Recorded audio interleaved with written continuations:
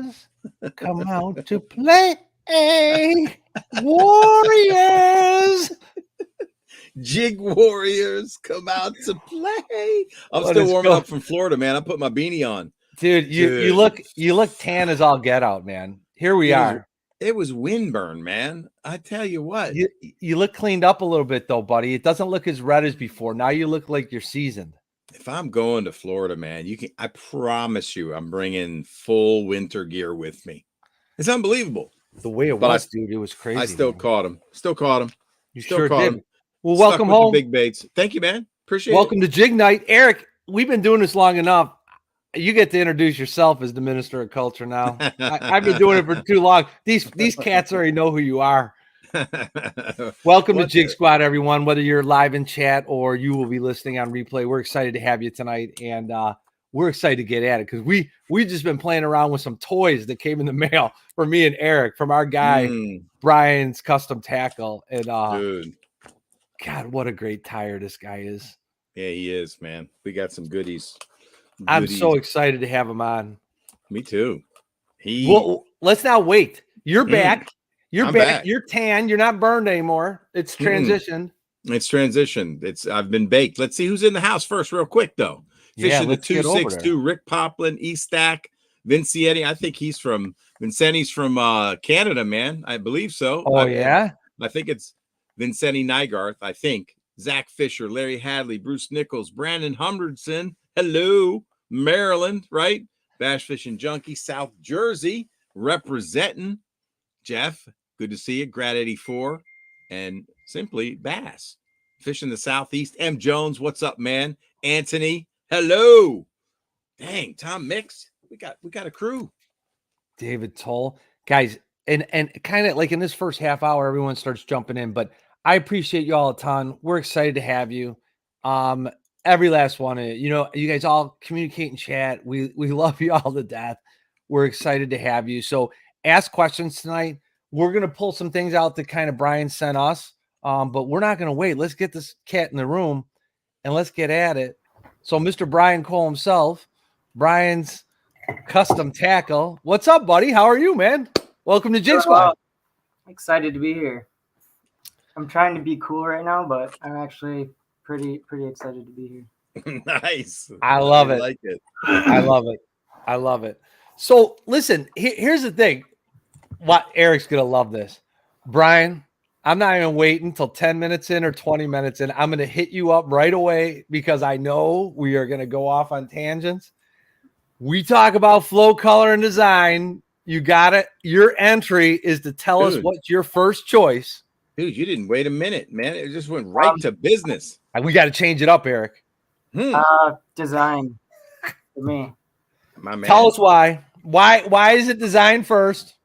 Well, for me, kind of my take on this stuff is I want to make something cool, so it's always an idea. Okay. Regardless of what the color is. Color. I'll forget you just said that. Go ahead. Well, yeah, I mean, continue. Color, go ahead. I mean, if I'm fishing in dirty water and I was wishing I had like a brighter color, is that design or is that color that you're thinking first? So good. You're coming from good guy. There's like a fisherman's perspective, and then there's like a jig making perspective too. So well said, buddy. But for me personally, it's design. All right. Well, welcome. You just made it through the door. Tell us about yourself a little bit, Brian's Custom Tackle, and how long you've been making jigs. How long have you actually had the store open of Brian's Custom Tackle? And just anything you want to share with us as we get started tonight, brother. Well, it was back in like 2019. Okay. I moved here from Madison, Wisconsin. And I have a job where I'm on call. So I have some free time. And when I moved here, I was actually fishing for pike a lot. Most oh, wow. I have off. So okay. That was kind of my thing for a while. And then I'd fish the river and, fell in love with smallmouth. And then the big thing for me was I was losing jigs all the time. And I figured one day I should just make my own instead of buying, $5-6 jigs at the store. So I had my my girlfriend at the time buy me. She bought me like a lead pot, a couple molds. I got the hooks that I wanted, and made a bunch of jigs, lost a bunch of jigs, but it wasn't like I had no plans of like turning it into what it is now. But then I started tying with like the rabbit zonkers and stuff like that, and that's honestly what I wanted to do right away. I didn't want to jump right into the silicone stuff right away. Okay. And then really? So you started tying first before you started playing with the silicone stuff? Interesting. Yeah, I went to hair right away. And then what was the awesome. inspiration? Why hair, not silicone? I thought the look of it was unique and it was cool. Mm-hmm. And that's, I mean, if you look way back at my older posts, you could see like some of the first ones I've made. I even have it with me still, but oh, that's cool. Yeah, it's just over the years is slowly, improved. Mm-hmm. Do you still have that first jig you tied at the ready? Like, can you show us? Yeah. Dude, I mean that's kind of a treat, man. Like if you got the first jig you ever tied, or the first fly you ever tied, or the first crankbait you ever painted, if you're a maker out there of all things fishing, it's kind of cool to have the number one in a series of thousands. Yeah, so it looks like a 1/4 ounce football head. Yep. Sapphire blue. Can't go wrong there. I put the blue zonkers on it. You did, man. Check it out. You got is that some chenille? Yeah, it has chenille and like saddle hackle wrapped around. Yeah, you saddle hackled that thing like a woolly booger. Yep. And then I have that owner deep throat. Ah, the deep throat. And then there's rubber, like rubber. I see that. Yep. Antennas. For kind of like the antennas. Did you ever catch a bass on it? I haven't fished it, no. Really? No. Why didn't it ever make it to the water? Just because you wanted to kind of keep it, or what? I think I set it down and thought I just didn't like the look of it, so I kind of set it down and Right. That's pretty That's crazy. Right, that's cool. Crazy, because I wanted to ask this because I've heard you say in the past that one of the jigs that you predominantly tie is with rabbit zonkers, right? So basically some type of craw imitator, correct? Yep. And that would you would say that's your probably number one jig that you started tying. Signature series. That's just signature. Yeah. Most of the stuff I tie is like bottom contact craw imitation stuff. Like I don't make a lot of swim jigs or anything like that, or swimming type baits. Oh, look at that! Eric's holding one up too. We do it at the same time. Yeah. I actually made that jig that Eric's holding, and then I texted a picture of it to Kuda the night I made it. I'm like, Kuda, this is awesome. Look at this. And then he sent it to Eric. Guy. So I love it. So, Brian, let me ask you a question. If you look at pig jigs, what's happening, buddy? You made it in. Welcome, Nathaniel. WV Lip Ripper is pig jigs on Instagram. In case you guys don't connect some of if you're not able to connect the name, but he's making some killer jigs. So welcome, brother. Brian Schmidt House, Skunk, a lot of people. If I missed anyone, 513 Plumbing. So, Brian, here's my question for you. So regular rabbit strips or cross cut, which one are you picking in most of your designs? And then tell me why. I think a lot of people might know why. Some might not know why. Could we just break down this jig? I think that would be educational because it answers part of your question. Kuda, let's do it without the broad thing. So let's talk about this jig so people could actually see what you were thinking about when you designed. Big for a minute, Eric. There's a lot going on this jig, man. So I'm gonna hold up the side so you guys can appreciate it. Oh, you don't even need the magnifier? No, I mean, look at that. That's coming through really good, clean, right? Dude. Your camera's on point tonight. My camera is like rolling. So let's break it down. There's a lot of material going on there, man. So take it from the football head and roll, dude. I mean, you could certainly, I could keep holding it up, but it's built on a football head, right? Yep. It's got, so that brown up by the head, that hair, that's cross cut. So cross cut, the hair is going to be laying, perpendicular to the way the leather strip is. And then just the regular cut zonker would be that green and black variant. Yep. right on the tips right here. So the hair flows with the leather. Yeah, that's very cool. I like how it's laid in there. Yep. And you'll use the cross cut when you're trying to palmer it on or place it on the hook and have that flow heading backwards a little bit, correct? Yep, that's the way you would do that. For like the head, like I have my own bag of just Nice. crosscut stuff with like black, brown, orange, Mhm. Okay. and then green pumpkin. So these are strictly for what I did with that head. Like it's just something I just started doing. And then I'm going to hold that jig back up because I like what's coming out of here. That orange it feels like deer hair, right? Yep. Did I call it right? So that orange is bucktail. Mm-hmm. And sometimes I'll use bucktail and sometimes I'll use like the deer body hair depending on the look I'm going for. But okay, then you got a little crystal flash mixed in with that, right? yep, I see a little crystal flash happening. Orange going on, yeah. It's awesome. And then you've got this that looks like ice dub to me right there on the front half, right? It's pieces of ice dubbing I took out and I cut up. So it gives Wow. So instead of like a matte look, it's got some shine. Yeah, that is sweet. It's not overpowering, but right. It'll show up in the sun. And then you palmered something around the head there going on. That's really cool. Yeah, that just gives it more life. So yeah, I'd put some super glue down and then I'll put the crosscut rabbit strip or crosscut. Oh wow. Facing that's hard to do, dude. And then you've got a mixture of silicone. It looks like it's got round rubber and then, silicone mixed in. That's what I see. That's got a lot happening, man. Wow, yeah, so that's a complex build. That black rubber is going to stand up, and the rest of the silicone will be more, muted. Right, you could see the wiggliness of the black rubber. It's really standing out, and the orangey black silicone right there is more limp. So you've got very active. But I mean, I just thought I'd break down that jig, or you could break down that jig for everybody. Yeah. That's beautiful, man. And that's tied on a beautiful hook, man. It looks like it's stout enough to handle just about anything, but not too big. It's super hidden in there.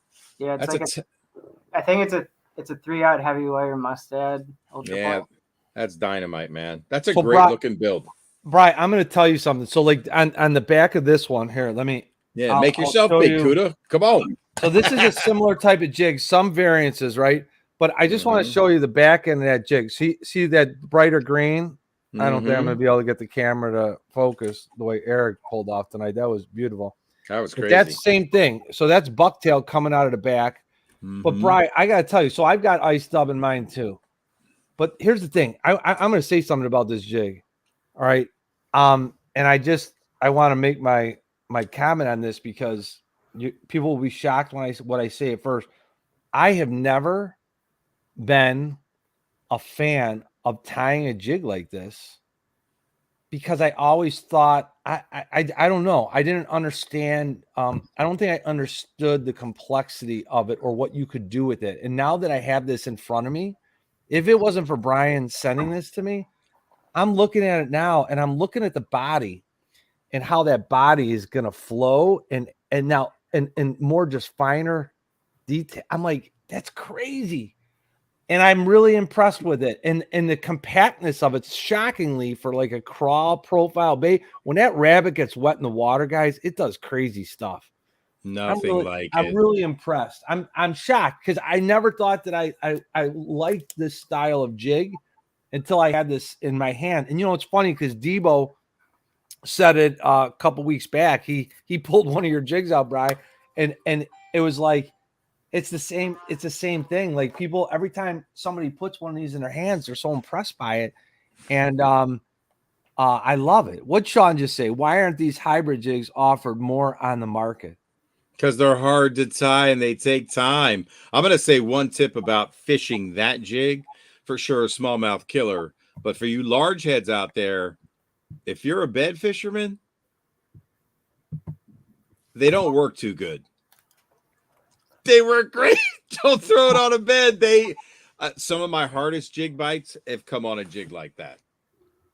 Yeah, isn't that crazy? Really slow. That's all I'm gonna say. Yeah, they just it's a vicious. They want to kill it. Yeah, it's cool. Bri, do you sell? Like I said, Jig Squad's never about a sales job for people. But I mean, Sean's asking. He's like, I want that Cuda. Sean, no joke. I'll send you mine unless you want to buy some from Brian's site. You sell them on the site, right, Brian? I do.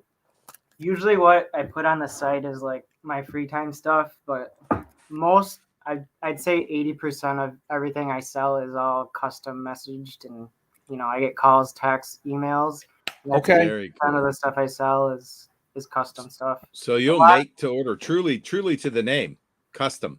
This is not you making factory line stuff and everybody gets the same jig. It's if I've got an idea of a color mix, you're going to bring my idea to life and make it for me. That's really hard to find. Will Perryman just asked the question, and I'm sure other people are going to ask too. So this is Brian on Instagram at Brian's Custom Tackle, and then the link is also will be available down below, and then you can find Brian's stuff on his website as well. But he what he just said, like if you have an idea or something, or message him and tell him, say, hey, this is what I'm looking for, some version thereof, and he'll make it up for you. So you guys gotta understand. Here, I'll pimp you a little bit here, Bri. So you guys know I say these things. If I haven't had you on the show, it doesn't mean that I don't like your stuff. It just means these are the guys that I've been following since I've been on Instagram, and the people that I've watched them grow and what they do. And Brian's helped me out, frankly. Going back, Brian, almost 2+ years, right? Brian helped me learn how to tie. You guys, so when for anyone who's heard my story where I talk about when I transitioned from just doing silicone stuff 2 years back and I started tying flies, even though I didn't own a fly rod, and started doing it. Now I've been making marabou jigs forever, but aside from that, Brian's one of the guys that I would ask a question of or inquire, and he would kind of help steer me a little bit. And and then SDG, all these guys. This dude makes some crazy cool stuff. And you'll listen, like Ben Nowak, anyone who knows Ben Nowak, right? Ben Nowak raves about Brian's hair jigs, and like he makes some. I'll show the purple just because. Which one are we showing? The marabou jig? Yeah, he makes some crazy marabou jigs, right? And the thing that's different about like my own marabou jigs compared to Brian's stuff, Brian, you use the worm mold, right? I love that. Brian uses the worm mold, which is got like a flat back to it, correct? Almost where the threads would be. Yep. So, and it's got a barb on there that helps a lot. Okay, so talk about that a little bit too. You tie in. Hold on, let's see if I could get it down. Eric, if you go digging, let me see if I could show you. Hold on. If you guys, you can't see right now, but it's a 30-pound, Brian? Yep. A 30-pound mono piece that is hand tied in, reverse tied in like that. That's what for your plastics. About. Wow. And see, here's the thing, guys. Everyone talks about light hair jigs and everything else, but then everyone goes and puts a little piece of Eric, I love that one. I like that one too, but I like purple better. And they're nice. They're evenly balanced. Brian, what do you sell hair jigs for, buddy? I think $450 a piece. Whoa, wow. It's a freaking steal, dude. It is, man. And I mean, this one's got a little, it looks like, again, you've incorporated the eye stub on the head, right? Yep. Sprinkled a little bit. I like that sprinkled bit. And then you've got that badass minnow flash up top, man. It's just a little bit of a glint coming through. You know what I mean? It's not too much, but it's just giving them, there's a lot of, I love how that eye stub kind of flows into the marabou. You know what I mean? Mm-hmm. That's really nice, man. Yeah, it's like a thoughtful design. There's just little bits of flash in it that are just that kind of make it nice. I personally like that there's this slight little color variance underneath that gives you a nice, as that material condenses, it just changes the color profile a little bit. If I can make that. That's beauty, man. No, it's coming through, Kuda. That pink. Yeah, right there. You got it a little bit. I mean, it's just that jazzes me. It's stuff like that. And to be honest with you, so the color thread choice, dude. So is this pink or red? It's pink. It's pink. All right. So listen, there's a guy out there. His name's Jesse Males. and I think he's called on Instagram Backwater Fly. I'll find the name. I'll look it up. But this guy, he was living down in Costa Rica for a while. He's down in Florida now, but he ties with fluorescent thread all the time, mostly saltwater patterns, right? But from watching him, he got me all jazzed about tying with those fluorescent colors and as an accent color.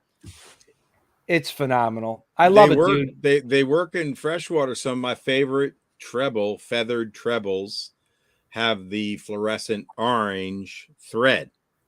You wouldn't think to do it because typically you'll see black or just regular red, like a ruby red.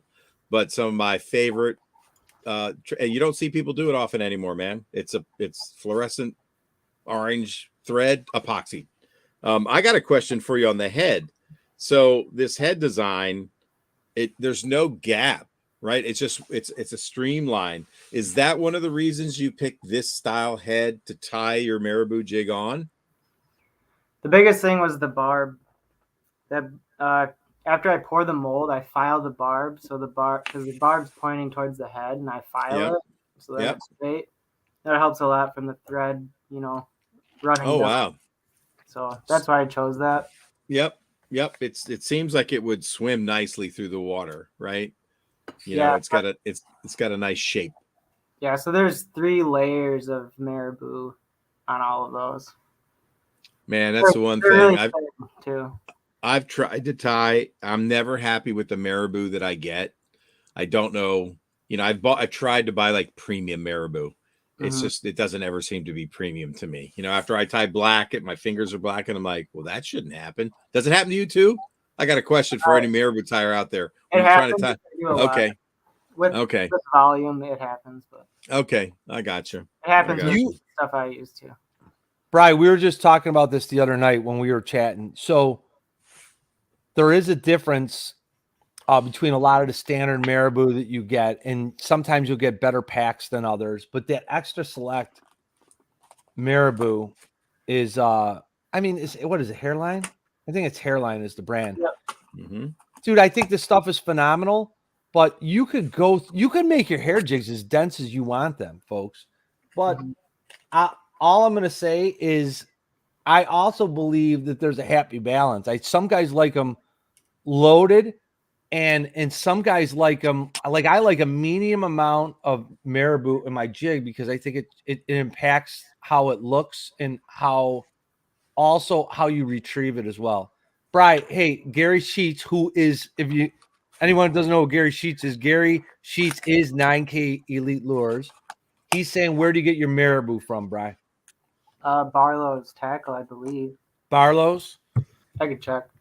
So, I'll get my marabou from a couple different places. Mad River Outfitters in Ohio, Old Florida Fly Shop down in Florida, and I'm going to say that one more time, OLE Florida Fly Shop. And the reason I'm saying it again is because it's free shipping. And if you only need $10 worth of stuff, it's free shipping. The owner of the company, they have some great tutorials on tying. It's a phenomenal company. So, and then the other place is Avid Max, which is out in Colorado.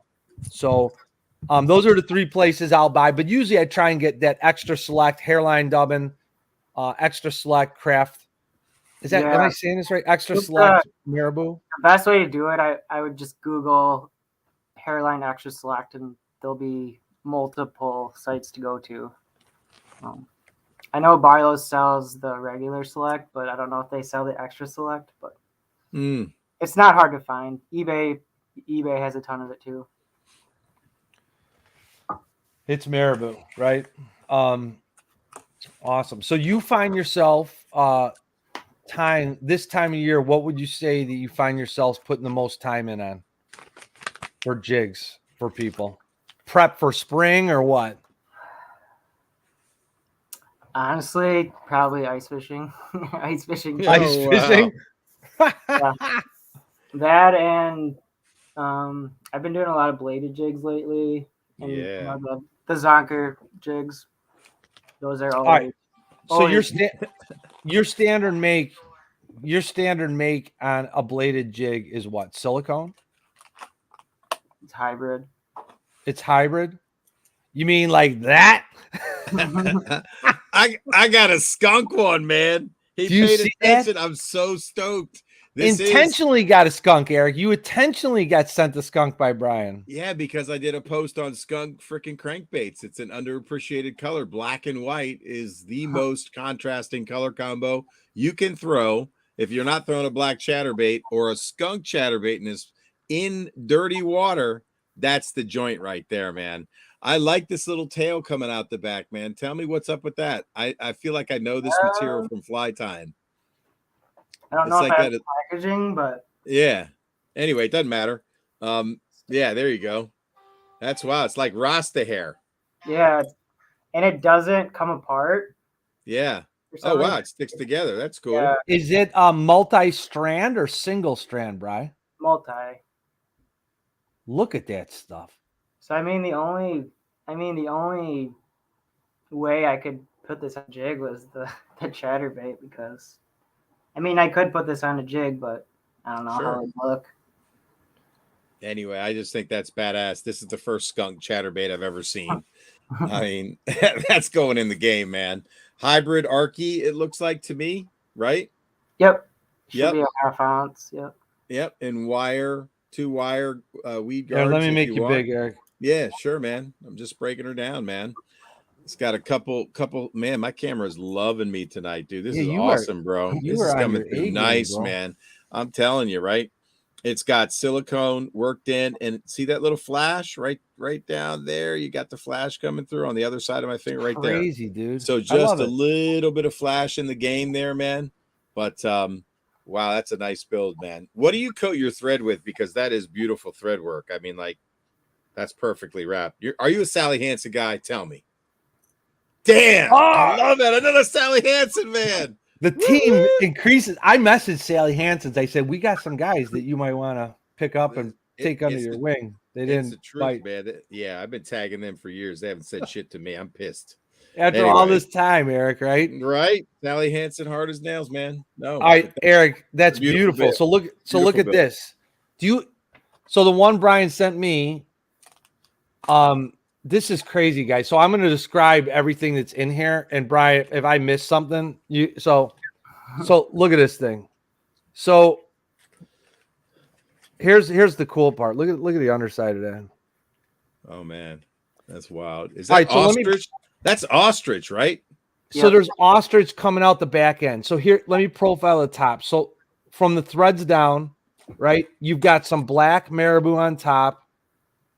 And then you have like an olive marabou.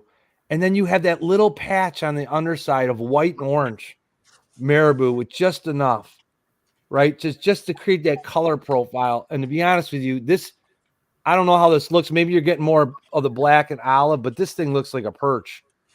Or it could go as a bluegill, anything. Mm-hmm. But the thing that I love the most about this is the ostrich hurl coming out the back and the length. You see this stuff? That's the real deal. I love it. It adds length.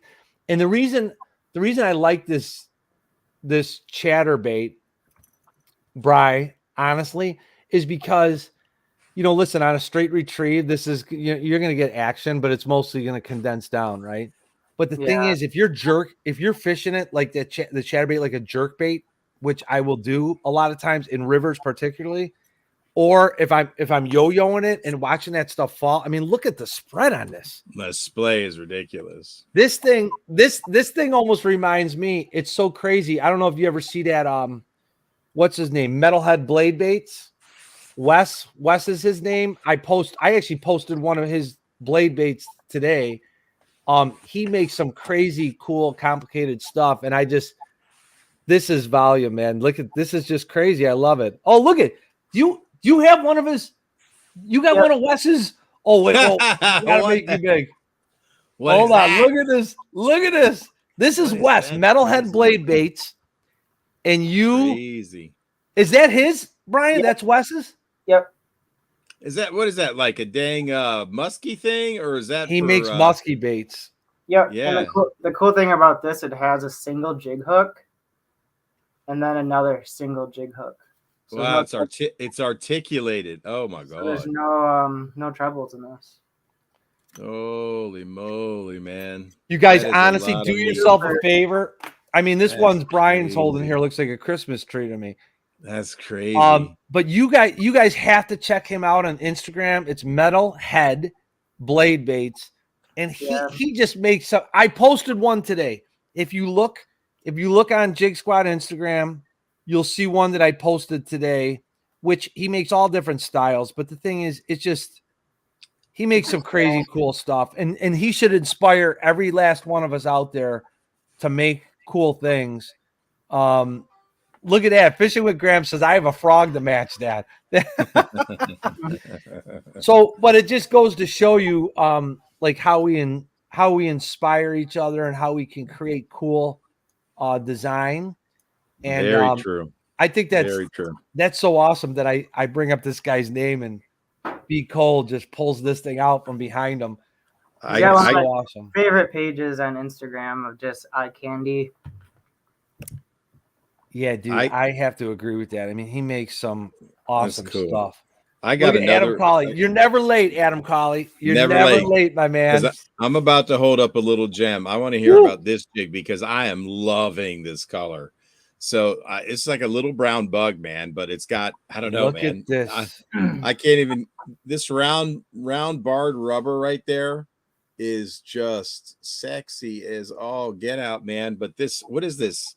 This material, is it Badger? Is it Arctic Fox? I don't know what it is. There's Badger. So much going.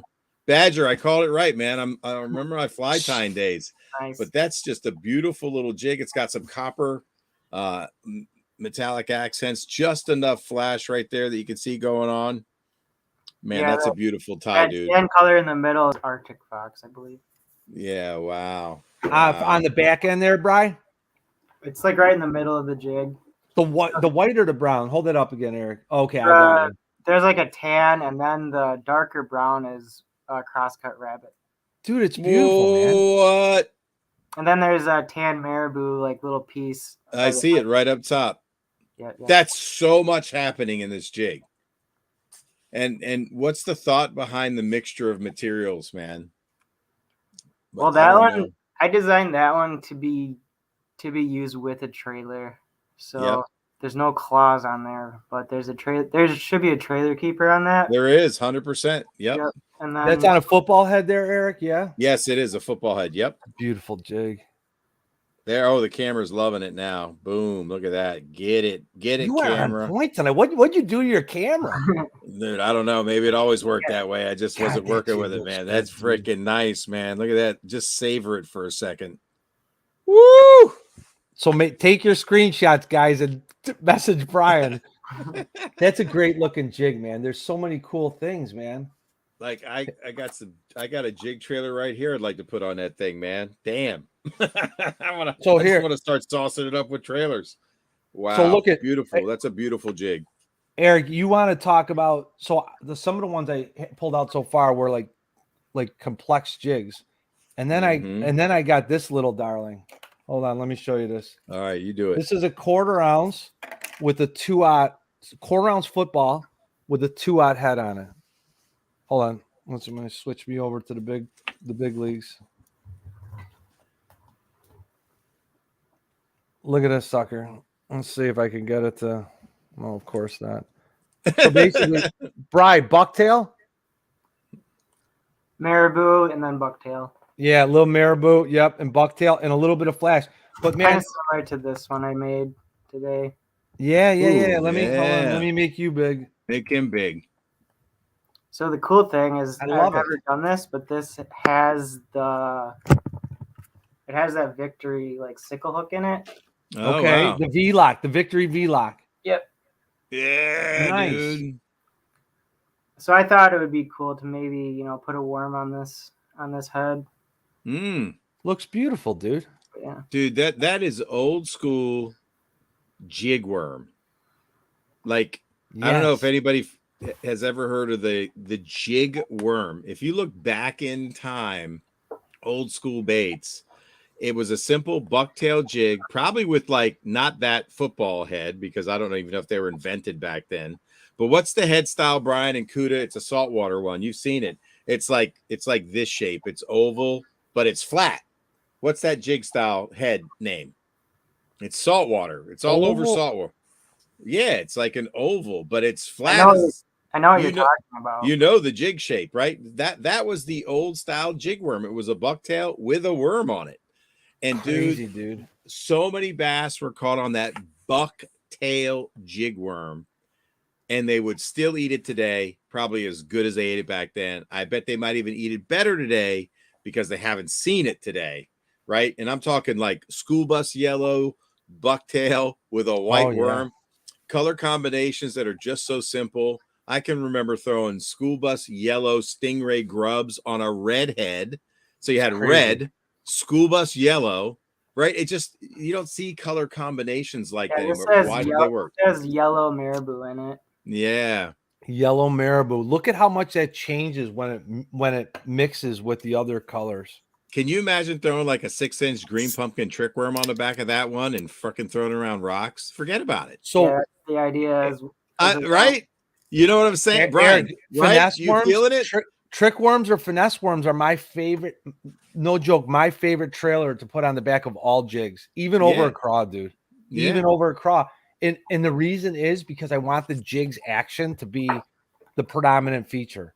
You know, like, I mean, if I could get Berkeley to make a 2 1/4 inch or 2.5 inch jigger craw, I'd be happy.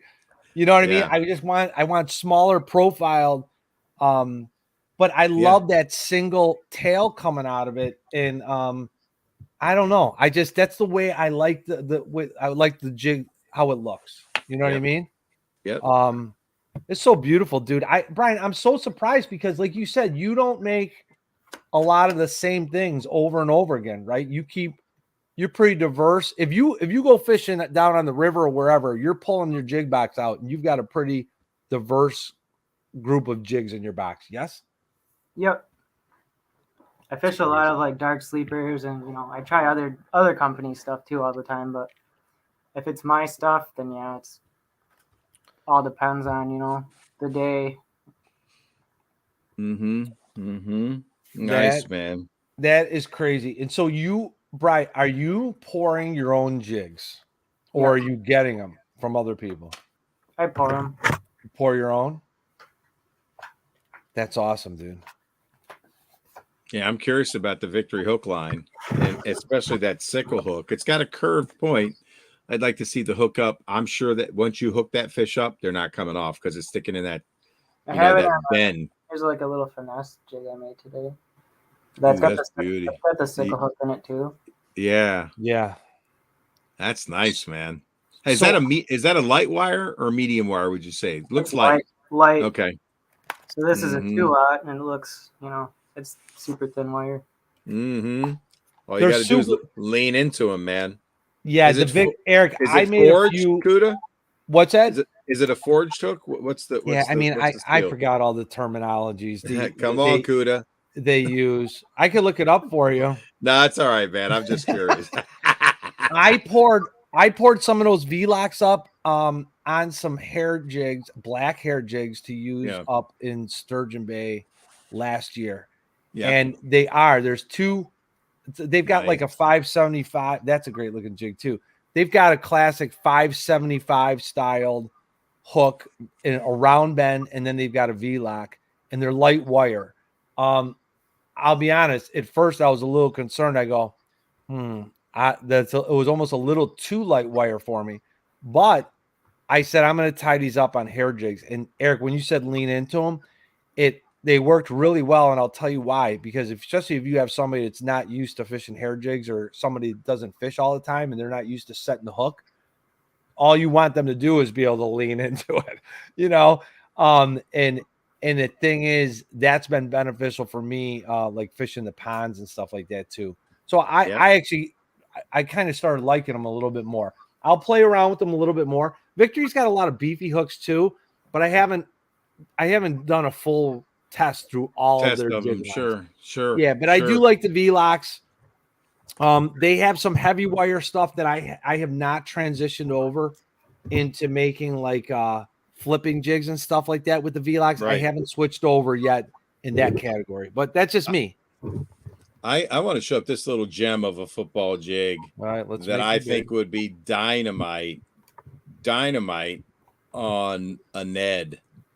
Like, that's just a little finesse. I mean, you can throw any trailer on the back of it, but I love just how you incorporate a little bit of flash. You don't see that a lot, man.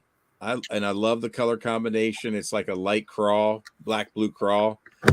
Dude, that's fabulous, man. With that bright flipping blue head. Can you imagine a big TRD on the back of that one? Not the giant, but a big. Beautiful. Oh yeah, man. That's Absolutely beautiful. There we go. I love it, dude. And the colors are fantastic too. That's like your blue The colors. crawl. You remember those, Brian? That's supposed to be important in jig design. Oh, let's see if I got. There's another one, another craw. Will told me earlier, don't hold my hand up. The nice thing about this one I kind of like is that the collar on this a little bit is craft fur. So kind of get a little flow there, and this is going to push. Oh, wow. You got there's a little orange and black behind that head there. That's crazy cool, man. Check this out, guys. I've been looking for a jig worthy of this. Who makes this? Is it a Mega Bass? See if anybody really knows their stuff here. Let's see, Eric. Let's see if anybody knows this stuff. All right, I'm threading it on because it's worthy. Oh, he's setting it up. I'm setting it up. I'm doing it, man. I'm doing it. It's hair on hair, bros. Check this out. Oh, what is that little thing right there? Oh my God. Are you kidding me? That little foot. What? Did you make that yourself? No, hell no, I didn't make it myself. Is that like a rabbit bait special? It's before rabbit baits, bro. It came out of Japan. I paid money for that one. Does anybody know what that is? What is that little thing on the back? I'm going to show it to you. But it's got a metal insert. So this is, really? I think it's either Vios material or something. I don't know. Anyway, man, Look how hot would that be? Dude, that little football head rolling around. Oh my God, Brian. Don't even tell me that wouldn't get bit. Come on, man. This is hair on hair, bro. I think, Brian, that last one you showed or on that jig, that's a magic craw color, right? Like a blue magic craw, basically. It looks that way to me. A couple of guys in chat were saying that. I think that's, to me, it's a blue magic craw for sure, man. Yeah, it fits in that little category. Joker. I got one pack of those, man. It's over. Let's see what Brian got here. So this, I don't know if this is what you're talking about, but I used that smoke purple paint from it's like that newer color that Do It Molds came out with. But it's just kind of, purple, blue, smoky. That's pretty. Pretty. Use the peacock blue thread on it. Oh yeah, man. That's tight. Dude, your thread wraps are killer, dude. They're perfect. Hide up soft plastic. Let me see. Let me go see if I can find it. It is not a rabbit bait. I don't think it's a hide up. Give me a second. I'll find it. I know Hide Up makes some cool stuff though. Hide Up does, man. Yeah. Japanese company has been saving it. I'll tell you what, Brian. Some of the jigs are. I mean, all the designs are killer. Nope. It was Mega Bass. Like I said. What do you got? I've had this in my basement. I promise you. I don't even know how long. It's been sitting here for years. You saw the black and blue, but Yamamba. Yamamba, man, by Mega Bass. Look at the freaking. They're so freaky. It's like Japan, a pumpkin man. With hair as their logo. It is. Interesting. So, you think you do it? Yamamba. I'm keeping this out because I'm putting one of these on the back of Brian's jig. I mean, are you kidding me? This Dude, and hold on, let me turn around. Hold on. Yeah, I think so. I think so.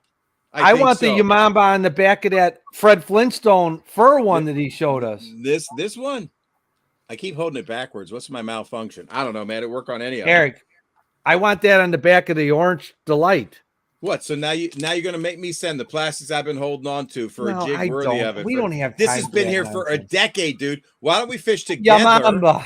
When are you going to invite me to your lake, Yamamba? Come on, man. Come on, Yamamba.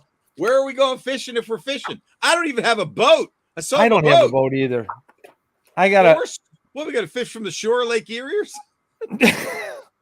Hey, we're flotation boats. Oh, jeez. Dang. All right. Listen, we know people that have boats. This is not a problem. Another one.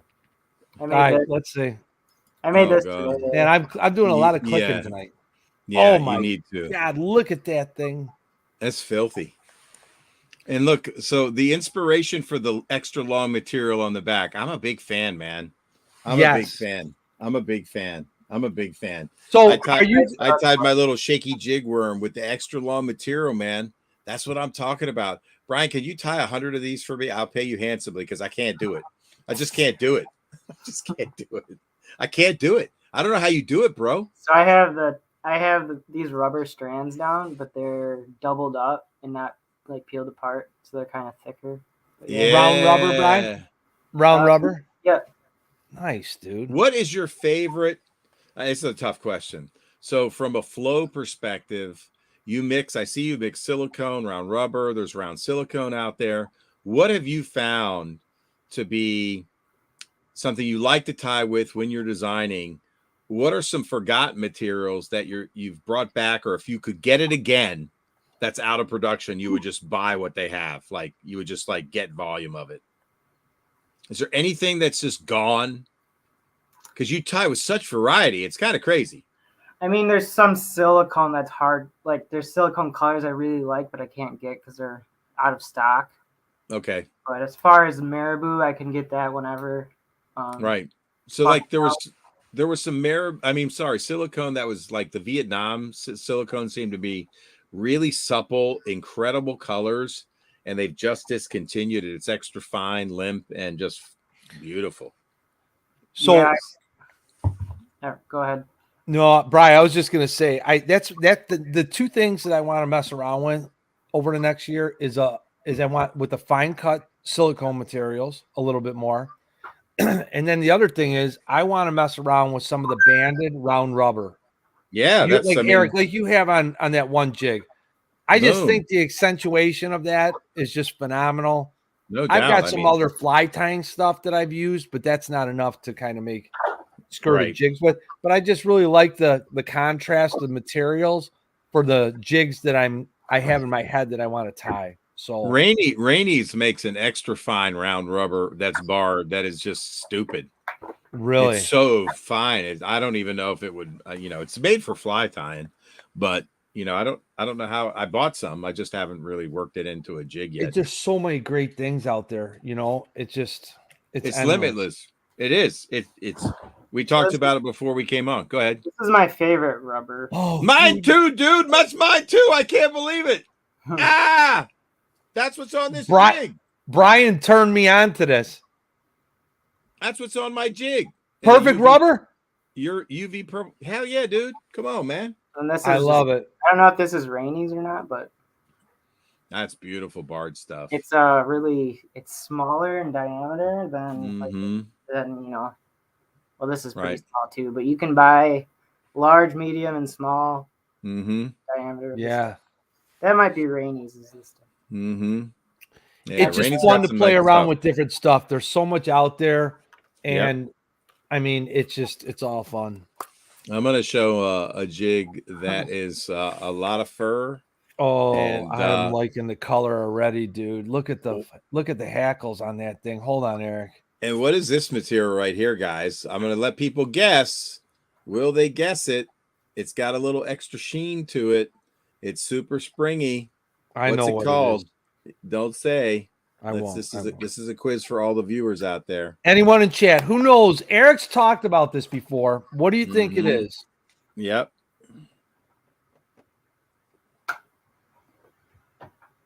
Look at the perfect splay. Let me explain it to you. What is that white material, folks? Floss. Maybe. Can I give him a letter? You can give him a letter. Starts with an L. Of course, the one dude that I knew was gonna get this right away. Who is that? Who do you think? Don't look. If you were to guess one person, SCG. That's right. Exactly. It's another jig tire. What the heck? It was freaking SDG. He knows. Yep. SDG. Has any jig tire out there, including you, Brian, Yes. Have you tied a swim jig completely with Lumaflex or a spinnerbait skirt mixing in other materials, but like Lumaflex is the show. Accent is maybe silicone with color because you can't get the variation in Lumaflex. You got solid colors. I've never seen a barred Lumaflex or anything like that. I'd be curious to see. I saw a slow motion video of a swim jig with all Lumaflex. Granted, it's slow motion, but it had so much flow to Cuda, the Flowmaster, Flowmaster Central, Flowmaster Grandmaster Flow Flash, Cuda himself. It had so much flow, it got me thinking, like, man, a spinnerbait skirt just pulsating, right? And it's got a lot of flash naturally. There's nothing like it in the world. Why isn't it more prevalent? It's expensive. Okay, so it's expensive. So there you go. So, but here's the question. Okay, it's expensive, but if you're going to take the time to hand tie something, let's talk about a wire bait, a chatter bait, or a spinner bait. I'm probably not going to lose a lot of those. A jig, for sure. If I'm fishing rock or cover, I'm going to donate some jigs to the water. But a spinner bait or a buzz bait or a, Cavitron used to use them. That's right. Why not? If I'm hand tying a skirt on a really nice wire spinner bait, why don't I spec out Lumaflex? So what if it costs me 50 extra cents or even $1 more if it's generating more bites? And I can't say from experience, okay, Lumaflex is superior. I fished a Lumaflex hand-tied skirt. I haven't taken the time. I bought some Lumaflex off eBay recently, but I really want to put it to the test. Will it matter? I don't know. I'm only posing the question. So here's a comment. Look at, so Gary Ong says this. I tied with Lumaflex 20 years ago, got a couple of 1,000-foot spools. That's a quantity. Yep. Oh, that's great. It's great, but you need some other substance to maintain shape. Okay, so Jig Tires Anonymous, what material do you mix it with to help the Lumaflex maintain shape? So let's say the Lumaflex is the first material I tie on. What do I outer coat it with to maintain that body shape of a shad on a spinner bait or a chatterbait? Brian, question goes to you first. You're the man of the hour. Cuda, you're second because you're a jig man. I'm just second. You're Jig Squad. I know, founder, dude, but he's the guest of honor. We got to ask him first. I need nothing, just to hang out with the crew. That's all I need. Let's go, Brian. What do you got? What are you going to use? Are you putting something on it, or you? Because I want a Lumaflex chatterbait or a Lumaflex spinnerbait. I want for the flow or a swim jig. So I'm keeping it up in the water column. I want flow. I want movement. I want pulsation. Lumaflex is the show of this. How do we keep the shape? Well, first you got to put some loud marabou in the middle of that, and then maybe some silicone. I'd probably go silicone. Okay, the hair on the back of my neck just stood up a little bit. I think we have to do one. So here's another option, Eric. A little bit of like a loud color in the middle.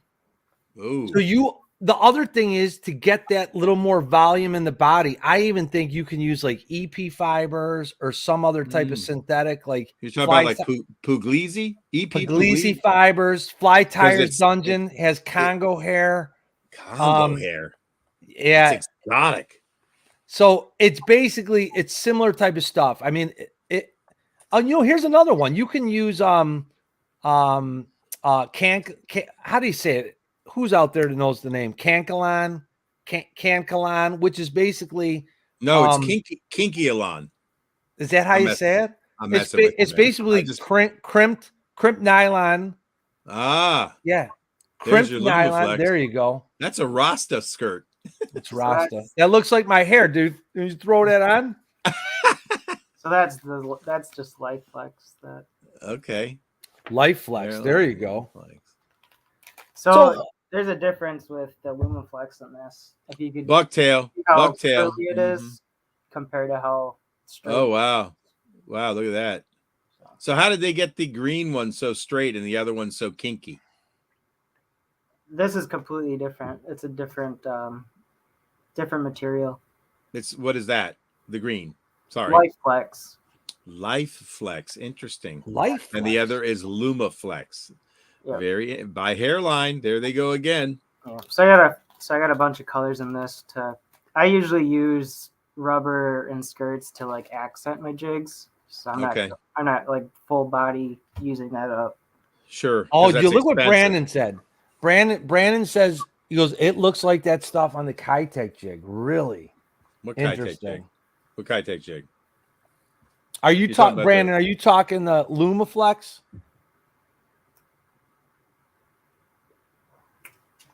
I'm talking about the Kitech Model 2 flipping jig? Or that Kitech jig I held up that was red and black last time?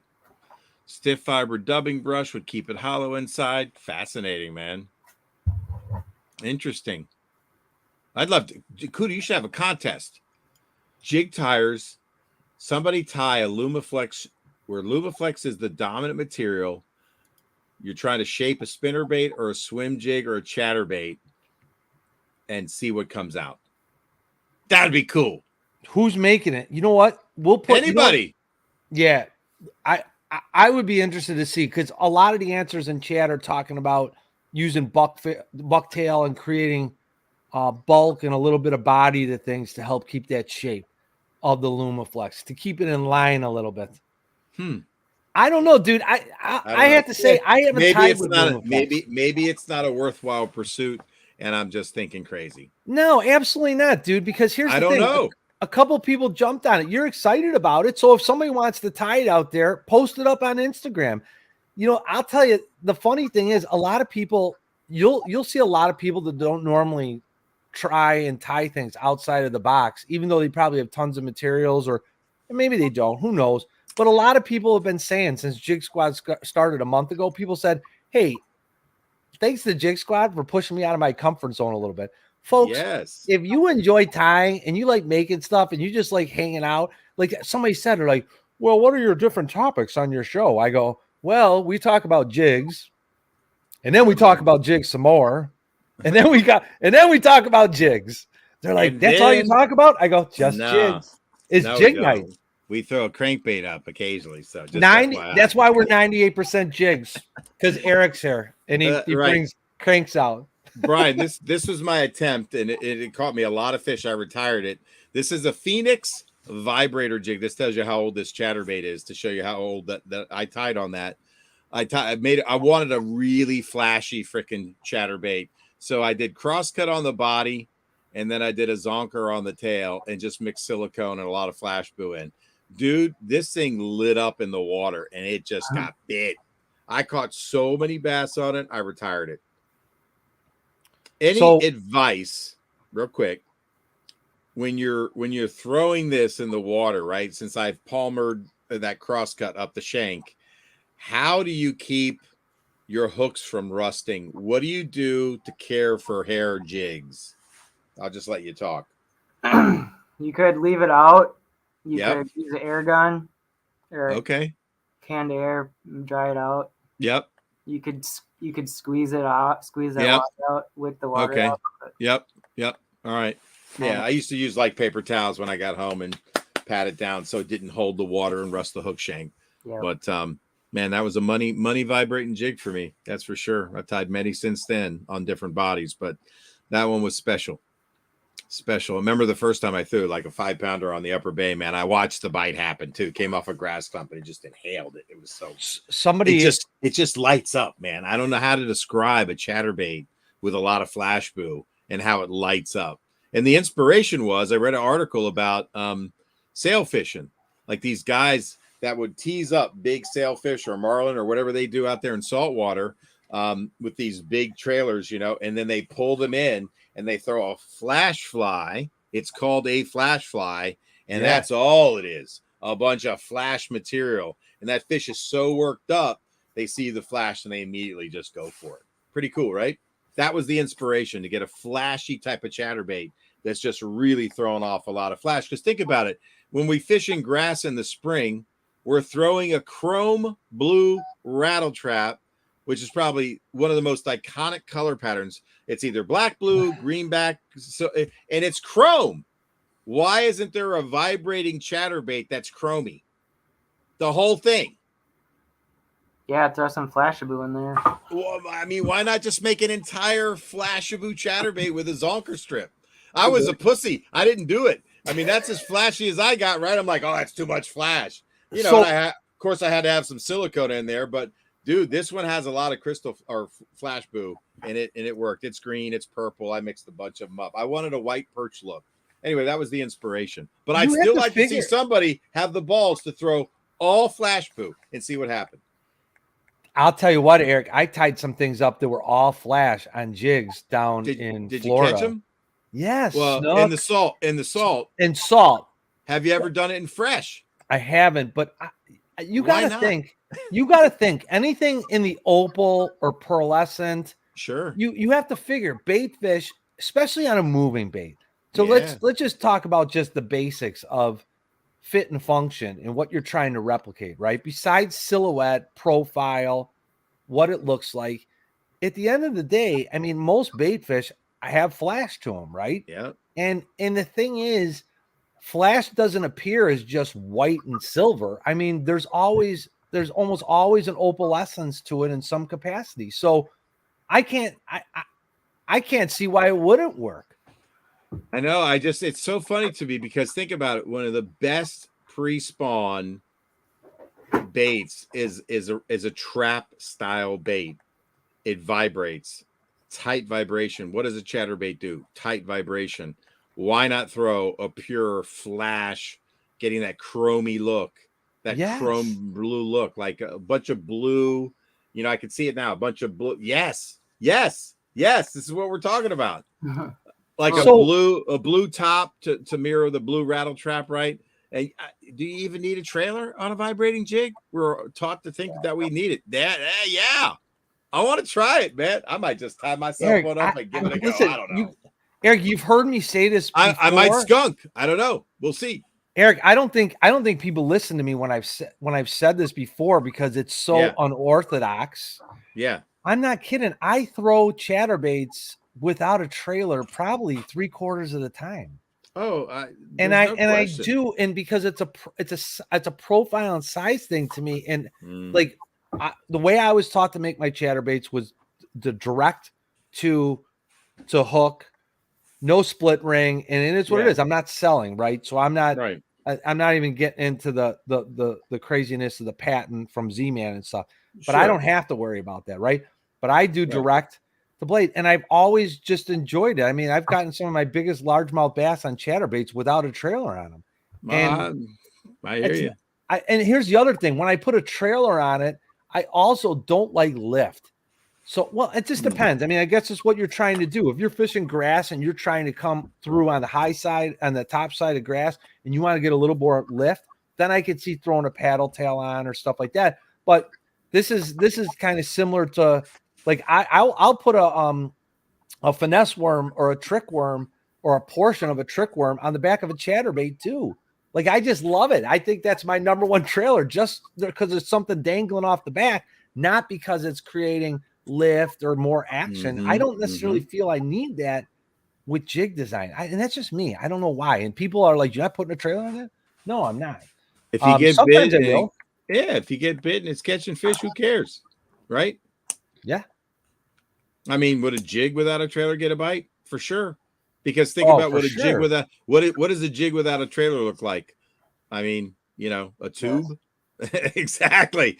Does that need a trailer? I don't think so. Right. I mean, I go back to the Berkeley experiment.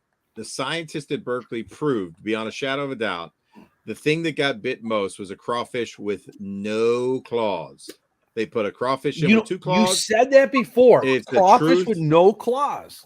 They looked at the strike, the eat ratio. They threw a crawfish in a tank with both claws. They threw a crawfish with 1 claw.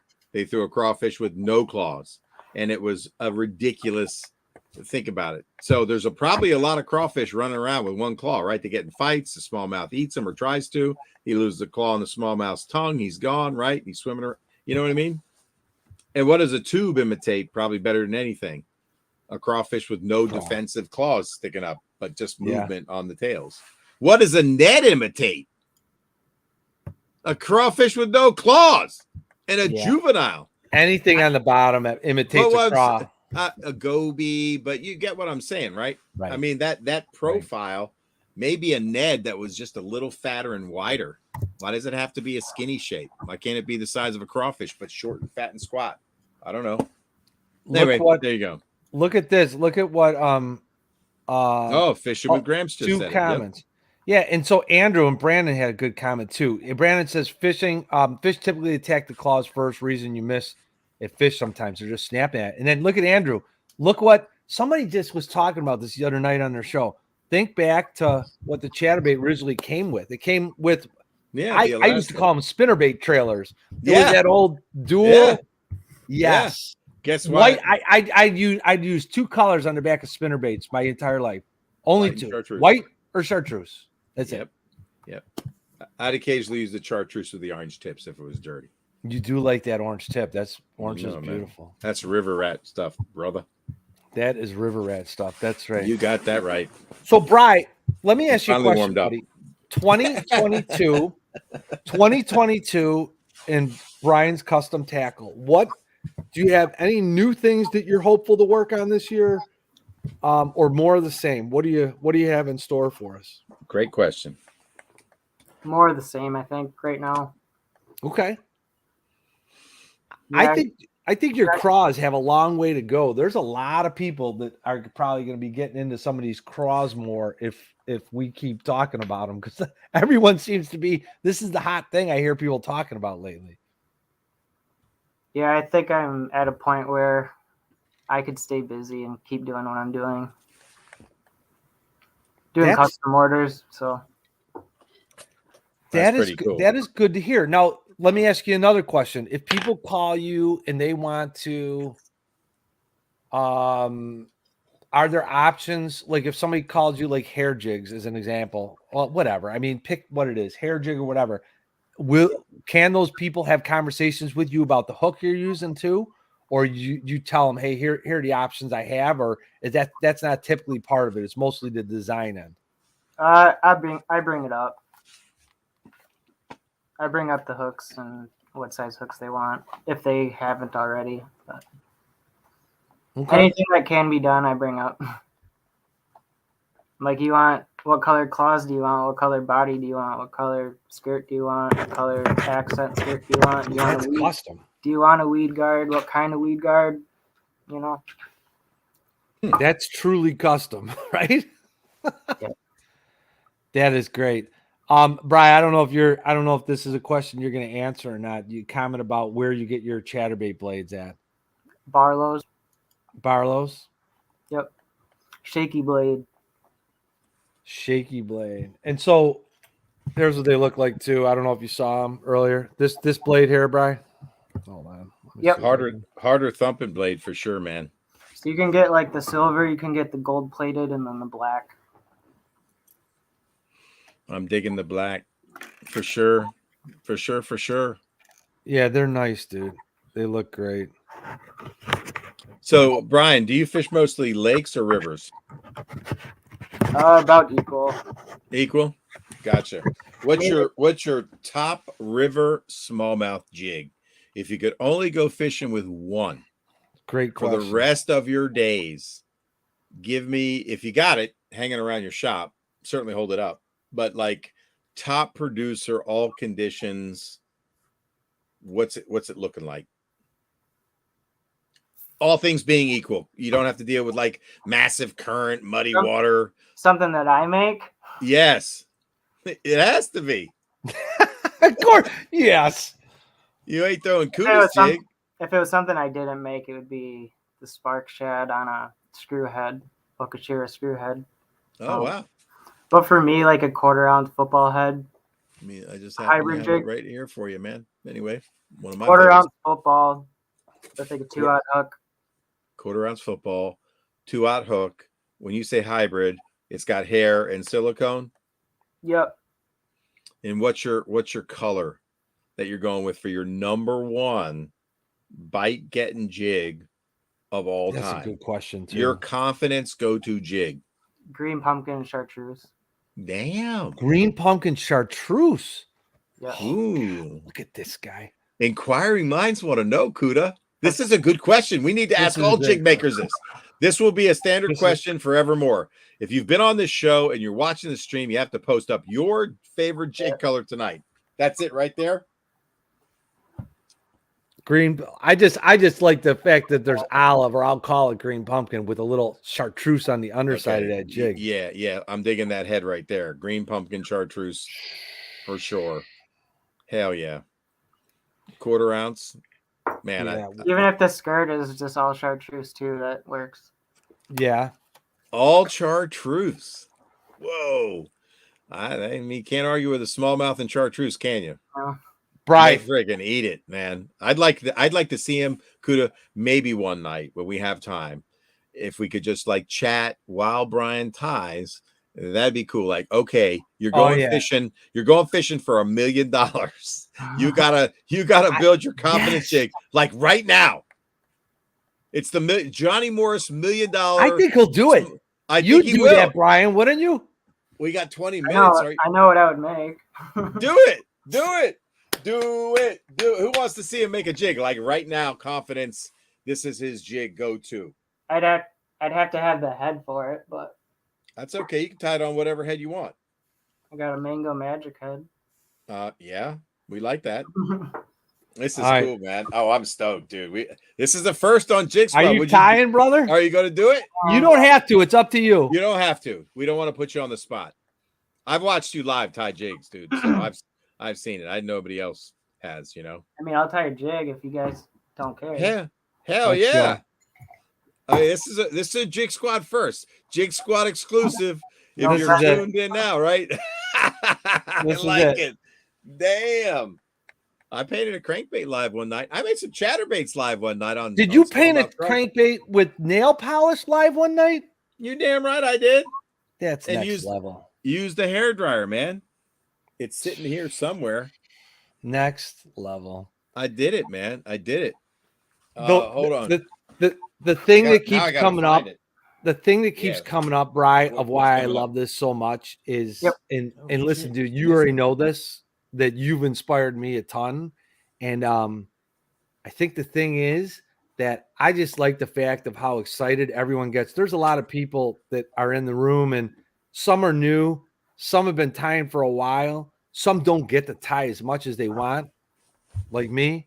But just here's the thing. I will tell you this, guys. I've had so much fun doing Jig Squad and just having a chance for us to hang out and BS. And I know it's going to grow in time. But the thing is, like, I love it. And Brian's part of the reason. So you got that right. I can't get enough, dude. I mean, the fact that we've never met each other before, and then we could just talk for 2 hours and have that in common. That's pretty cool. That's very true, brother. 100%. Well said. All right, Bryce. Somebody's asking, what vice are you tying on there, buddy? This good question. What is this? Mongoose? No. Man, Renzetti. I'm drawing a blank. No. Yeah, it's like a $75. Oh. See, you don't need an expensive vice. That's okay. Oh, it's the Griffin Odyssey Spider 2, I believe. That's a great vice, dude. And a lot of people speak very highly of that. So for anyone out there that you guys don't think you need to move into a high-end vice. After making marabou jigs for 10 plus years, I finally bought a nicer vice, right? So you could buy and use whatever the hell you want as long as it's functional and does what you need it to do, you know? 100%. So this vice gets a lot of good reviews too. So, all right, what do you got? What are you doing for us, buddy? So I'm thinking, is this going to be a jig that's going to have a trailer, or is this going to be like a hybrid jig that doesn't need a trailer? Hybrid that doesn't need a trailer, because you said that's what you'd throw. I agree. Okay. I don't like trailers. If that's okay with you. And color is important, by the way, here. This jig, color is important. Let's just pretend this is chartreuse. Yes. We will. It's green. It's green chartreuse. Okay, so we're doing hybrid, so we're not going to tie a bait keeper on here. Fair enough. Okay. That's a good time. That's a good time saver too. So with that too, I have this middle section to tie with now, because I don't need this barb for a plastic. So that's like nice. a whole nother section. That's a whole nother layer of material I could use. So Smart. that just makes it easy. So I'm just going to lay down thread. Okay. And I'm going to actually lay it over the shank, and I'm going to tie hair What- this week as well. What are you Okay, using? yeah. 210? Or are you using 140? What are you using? 120, whatever the heck the other one is. This is Vivus 150. Vivus. Okay. Got you. GSP 150, yep. GSP, man. So I George- use 150 on like jigs like this. And for like marabou or like super like 1/8 ounce jigs, I'll use the 100 size thread. That's good to know, because folks out there, you don't need 210 Danville's flat wax 210 denier if you're tying other materials. If you're tying bucktail or other things like that, 210 a lot. Mm-hmm. yeah, Yeah, I like I it. do too. But you don't need to. You can, if you're using smaller materials or lighter materials, you can go down, or if you get used to tying more. That's the other thing too. Yeah, so the GSP is nice because it doesn't break as much when you put tension on. So if Yeah. you're tying bucktail, it's nice. Is there no stretch in the GSP?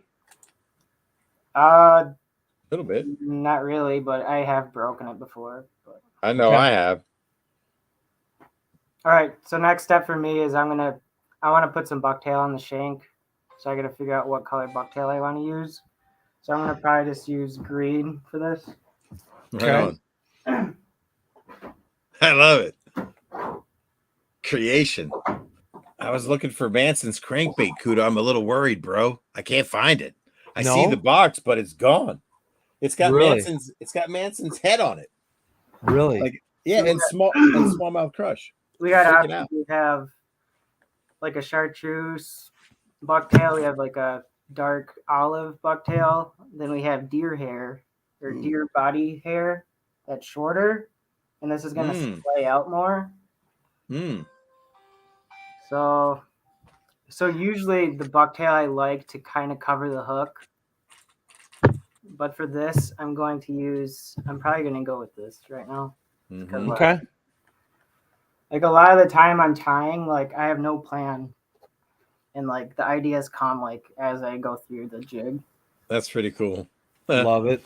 Inspired as he's tying. So like I don't know what it's going to be until it's over. So I just want to go a little bit past the hook with the hair. Okay. I'm not using a hair stacker for this because I don't want all the tips to be lined up. I want them to be yeah, I like that. kind of random, I guess the word. You pull the guard hairs out of that bucktail at all? No, because you clipped it close enough where it doesn't matter, right? Correct. Yeah. Got it. I saw that at the end. I'm just gonna tie this in. Mm-hmm. So you want to I do a couple of wraps and then I snug it down. Loose wraps first to Yep. get them around. And are you spinning it all? Are you spinning your bobbin? No. Okay. Oh. Loose wraps first, and then third wrap or fourth wrap, that's when you're cinching it down. So you're trying to get wraps around the bucktail first, right? To keep it where you want on top. So I'm using less than like a pencil diameter each time I take a piece too. So I don't want to put on a big chunk of it. Okay. So this is going to splay out. One more pinch and I should be. So you could do anything. Like if you just wanted bucktail on the top and you wanted to put, something like rubber strip or something on the back, good. Or you could just pick, or I could do like a chartreuse bottom. Do whatever you want. Whatever you feel like doing in the moment. So for this, I'll just go 360 around the whole jig. Keep it simple. So this is not going to go anywhere. I'm not going to super glue this or anything. Okay. So that's that. Nice. So another thing that I do is I use chenille. And I don't care what color the chenille is. What's the purpose of the chenille? Just to give it body? It's going to keep everything level. So you're not having a low spot, then a high spot, low spot. So I bring my low spots up. So this is flat. So that helps manage the barb on the pour, the mold, correct? Yeah. Yep. Very cool. Okay. So I don't care what color this is. It could be hot pink for all I care. I love hot pink. What the hell? I do. I love it. You're a salt dude. Backwater fly fishing, Jesse Males. Go look him up on Instagram. I love him. Don't tell me that smallmouth don't like hot pink. Oh, dude, they love it. What? Kuda, did I send you a white and pink marabou jig? Of course you did, bro. Here Hold that thing up, Kuda. This thing, I'm going to tell you something. Yeah. This fish is going to smack some bedfish up in Sturgeon Bay. I'm just telling you. You didn't want to show it, Kuda. That's just mean, dude, man. I love it. So I think I used pearl pepper for that paint instead of white. Oh. Yeah, and the painted head is a different colored head. Look at that. Yeah. See, look at this sneaky dude from Minnesota. But you know, here's the thing. I didn't notice about. Oh, whoa, I'm sorry. As you're tying, I just got to show this one too. Yeah, go ahead. So sometimes you kind of think there's a skunk going on, Eric, right? And then you turn and you see the purple coming out too. This is like a purple skunk. Oh, I'm so excited. I just can't hide it. That's just nasty. And look at it. Two rubber tails coming out the back end just for a little bit of silicone, actually. Oh, my gosh. It's delightful. So I don't think you could see it, but that chenille brought this. It brought I see it. So I get what you're saying. I see it. Small, but Brian, when you just let me ask this question because I know there's some newer tires out there too. So when you wrap your thread around that chenille, you're not tying the thread real tight. Are you spacing it, gapping it a little bit as you kind of wrap that chenille on? The chenille's touching while I wrap it, so there's no gap. Okay. And the just trying to make it smooth. The thread's going to cover it up. Mm-hmm. So I'm going with a different color, and I'm going with the deer body because it's going to splay more than sit, you know. Okay. It's shorter fibers, right? So it pops up. Yep. And it's going to cover the hook. Evan Luda, I saw Omerta tackle in chat earlier. Pay attention what he's doing. That's all I'll say. So also, if you guys have been asking questions, I can't see the chat at all unless I switch my window. That's fine. We'll handle the questions. We got you, man. You focus on time. So if I'm not answering your questions. We got you. Okay, so now this is built up pretty high, but this middle section's low. Mm-hmm. This front section is low too, but I'm gonna, wrap chenille up into this now. Okay. Just to keep everything level. You probably don't need to do this, but you're a perfectionist. Peace of mind. Right on.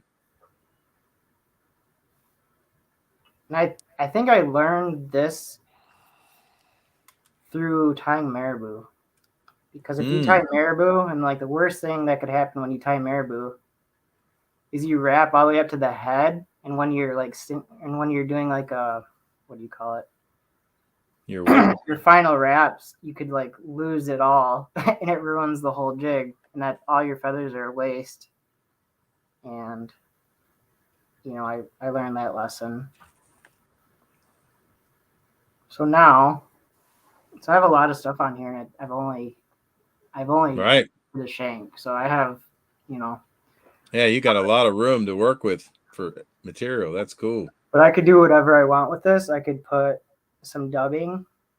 I could put zonkers on. I could just we could put some zonkers on this thing. Yeah, man. Let's see what I got.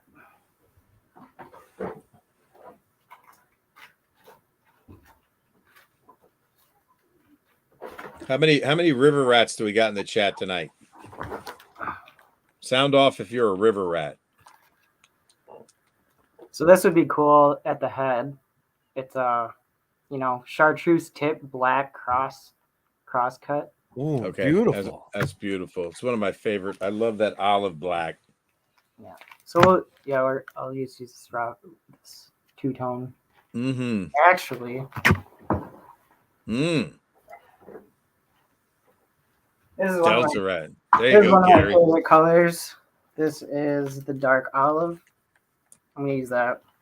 I think it's gonna contrast to this bright green, so you can see the claws easier.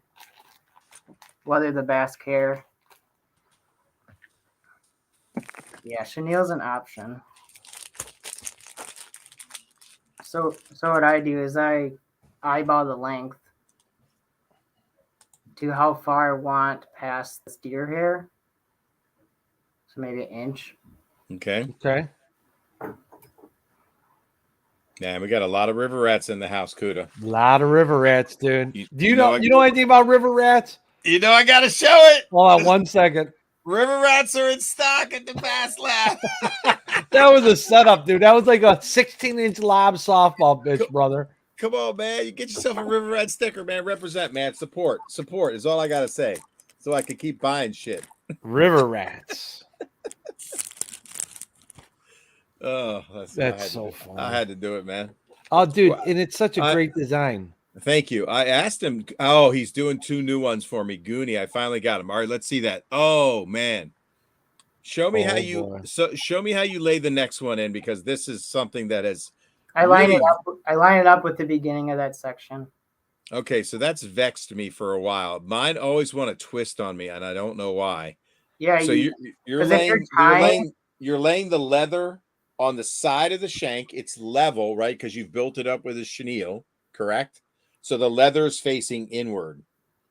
Yep. I always try to do it where, like, I tie it on the bottom of the shank, and I'd want those two things. The leather would be down, and the fur would be up, and it never works out great.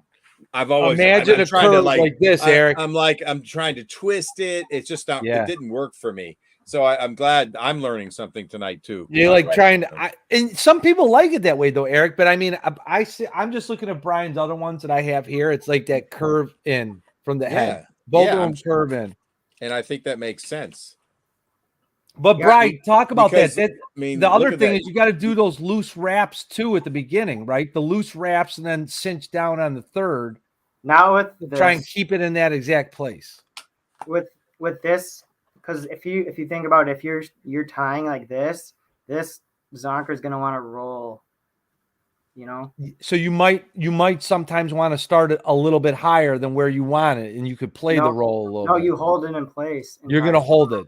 Okay, you can go either way, right? Yeah. So now it's not gonna move because I held it. Love it. Good. Both of the zonkers are in. Right. That's beautiful, man. That's so clean. So another thing is now this front section's little small, so I'll throw some chenille in there. So everything's gonna be level. Doesn't matter what color, but I use the medium size. If that matters. Okay. I bought a bunch of chenille when I first started. I didn't know what I was doing, but thankfully I have a way to use it up. So then I just wrap this. Oh, wow. More chenille. Yeah.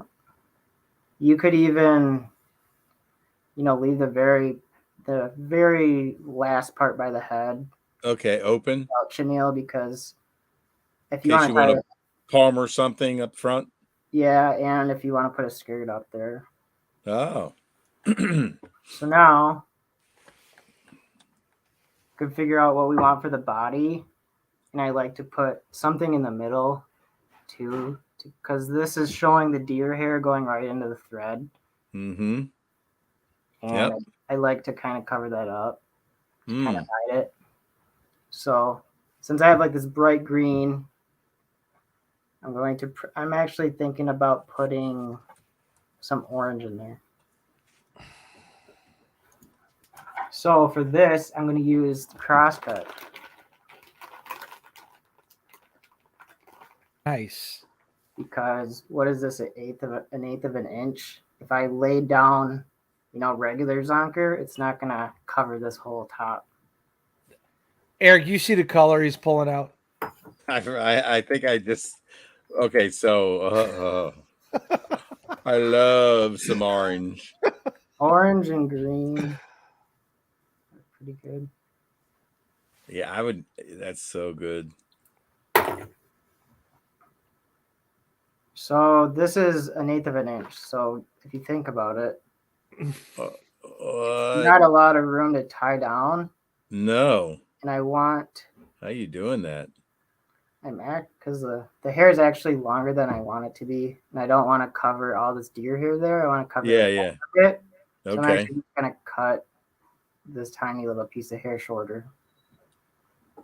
What? Yep. I'll show you. Yep. He I might just have did to. it. I might have to do another pinch of it. Yeah, I'm pretty sure I'm gonna have to do another pinch of it. I like that little hot So spot. I just tie that little piece of rabbit in there. So that's half of it. Yes, Anthony. Kind of perch like a little bit too. Thinking the same thing. So I'm gonna do the same thing. Get one more pinch and it should be done. So now that I have this bright orange spot on there, I'm gonna try to, I want to try at the same time to keep Damn, that's a tough one. Keep the jig from being too, obnoxious looking.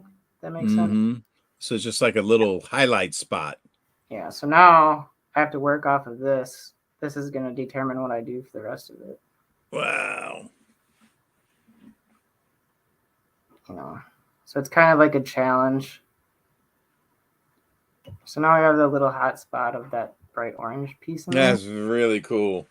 Nice. And another thing you could do, because we're right in the middle of the craw right now, you could throw in a little piece of rubber, which I'm going to do right now because this is like a green pumpkin kind of brown rubber, but on one side it's green bar and the other side's orange. Oh, wow. Okay. So, yeah. Dude, for not color on his mind first, Kuda. Look at what's happening here, dude. I know. I understand. It's got craw legs, but it's got a lot of cool perchy looking things, and it's delicious. So I do some medium wraps, and then I actually pull the rubber to where I want. Okay. I'm pulling it to the outside of this orange spot, and then just tie the rubber in. It's not gonna go anywhere. Yep. So yeah, so now we have this little, I could trim that down too. I could do it at the end or I could do it now. I'm going to do it now. I want to keep it a little bit shorter than the claws. Okay. So just a little bit, but this is rubber, so it's going to stand up. It's not going to just flop down. And I like the concept of how you're layering things. The rubber's shorter than the claws. You've got multiple layers of length. Yep.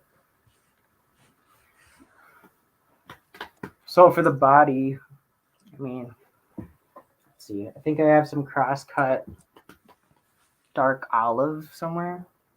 If I can find it. Kuda, Brian's getting choppy right now. Does the camera have to catch up? What do you think? What's going on? I don't know what I can do. Now it looks like it's still a little choppy. I see him. Just give me a little harder. It's okay. I don't know what else to do. He could log off, come back in. Brian, you want to try that? You want to leave and then enter back in? I can try. You're fuzzy. Leave. Hold on. Leave and then come back in, and I'll add you in. Wait. He's coming there. clear. No, you're good. I think what was happening is you were moving around so much the camera was having trouble focusing. Maybe it pinned you again. You're focused. You're detailed. All right. You're detailed. Okay, you're good. Another window. So I'm looking for my crosscut olive right now.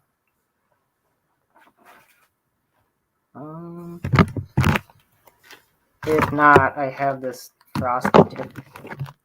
bourbon. Yeah, the frosted tip would be good. I love the idea of doing the Hot spot. You're gonna palmer it now, right? Yep. Kuda, I'm taking that hot spot. Yeah, absolutely, dude. I think this is going to be too obnoxious, so I'm going to try to find that. Really? I had a Okay. big Ziploc of crosscut stuff. Take your time, bro. I keep thinking, like, it's so crazy. Like, he's reaching for the crosscut, and as he's doing this, I'm like thinking in my head, well, you could do this, and you could do this, and you could do that. Look at, like, on the fly, Ben Tesh is that Ben or Brian? I don't know which one it is. On the fly tackle, he's like, perfect place for a dubbing loop. Like, everyone's getting Jones. They got their ideas of what they want to throw in there right now. I think it's awesome, dude. Let's do a dubbing loop. Oh, so look. What? See, look at Team Tesh, Team Wisconsin on the fly tackle. They sit there and say dubbing loop, and there you go. Look at now, Yeah, Brian's on it. What are you putting in the loop now? Dude, I've never done a loop. Put some wax on there. I've not done the loop. I've done the dubbing wax and dubbed on. Oh my god, what? Guys, I'm excited right now. This is Kuda's drooling. I love the loops, baby. So I need some dark olive for sure. We'll do dark olive, like normal olive, and maybe a little bit of this ice dubbing. Yeah, dude, I'm all about throwing some of that dubbing in there. I mean, you could. So for anyone out there, there's so many different things you could put in a dubbing loop, and maybe look it up. You could watch a video on dubbing loops, but basically, it's creating a section of thread underneath your jig where you can place material into, and then you're gonna kind of spin it a little bit, so it gets trapped in there, and then you start wrapping it around the jig just like you would wrap anything else. If you need to look up a video on YouTube of doing a dubbing loop, and you'll get the concept. But basically, he's going to make this dubbing loop, and then he's going to wrap it around the shank of the hook, and it's going to splay out or hang out from the jig shank. So look it up. If you haven't seen it before, it's cool. Yeah. Oh, yeah. Yes. That's a lot. You're putting all that in there? That thing's gonna look like. Come on, let's go. I'm just mixing up the dubbing in my hands. This is where the magic happens, folks. This is custom. Listen, there have been nights in the winter where I want to put my neck in a dubbing loop. In half. Okay. Over and over and over. So you can have it like really blended together, or if you do it half the time, there'll be like more spots of orange in there instead of like orange blended into it. Mm-hmm. But we're gonna just go with the blended look, and I can go like 90% of the way and do the last 10% orange, and then that'll look cool too. Nice. Yeah, anywhere you want, buddy. I'm gonna. This is for the $1 million, right? Yes. Is it.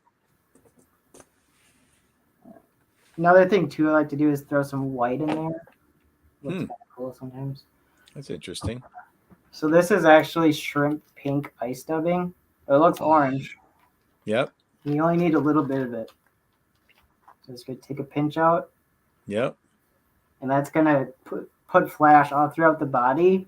And it's not going to overwhelm it. It's going to look good. Man, his sense of color, Kuda. Lots of good stuff. That shrimp pink, and like I love all the shrimp pinks and those beiges and sand colors. I like all that stuff for the salt stuff. Kuda's a salty. You're a salty crawl, Kuda. This is dreamy and creamy right here. So you like that one? I just made that up, Eric. Dreamy and creamy, baby. Here we go. We got all kinds of words we use around this place. Dreamy and creamy, flow, color, design. We got it all. Dreamy and creamy. I got to mix this ice dubbing up with this so it is equally blended. It's gonna look good, I think. Mm-hmm.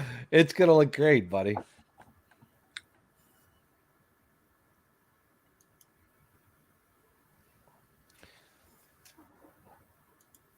So, gotta untwist this. So anyone watching Brian here, guys, so if you kind of know the technique, then you already know it. But if you don't, just if you go back and replay the video at any point in time, just look up the keywords, like dubbing loop and things like that. And they're all techniques that you can individually look up and kind of learn that you can experiment with in your own jig making. Yeah, so it's kind of it's cool. Nothing's easy, but also you have to try things in order to learn them as well. No one's great at these things when they first start. You just have to do it. You got to try and play. So like he's gonna wrap it. So he's placed it in the loop. I'm gonna add a little more. You didn't spin it yet. You didn't spin it yet, did you, Brian? No, it's better to have more than less. Okay. You can just cut the extra off. True, But true. yeah, I've never tied a fly in my life. I've just kind of been messing around with. Now, will you watch fly tying videos then, Brian? Like, so how'd you learn to make a dubbing loop? I don't know. I must have Googled like dubbing. What is dubbing and what is it used for? Like I would see it on the shelves and not know what the heck it is. Right. So I twisted it a couple times. You don't want to twist it too much because then it's gonna bulk up too much.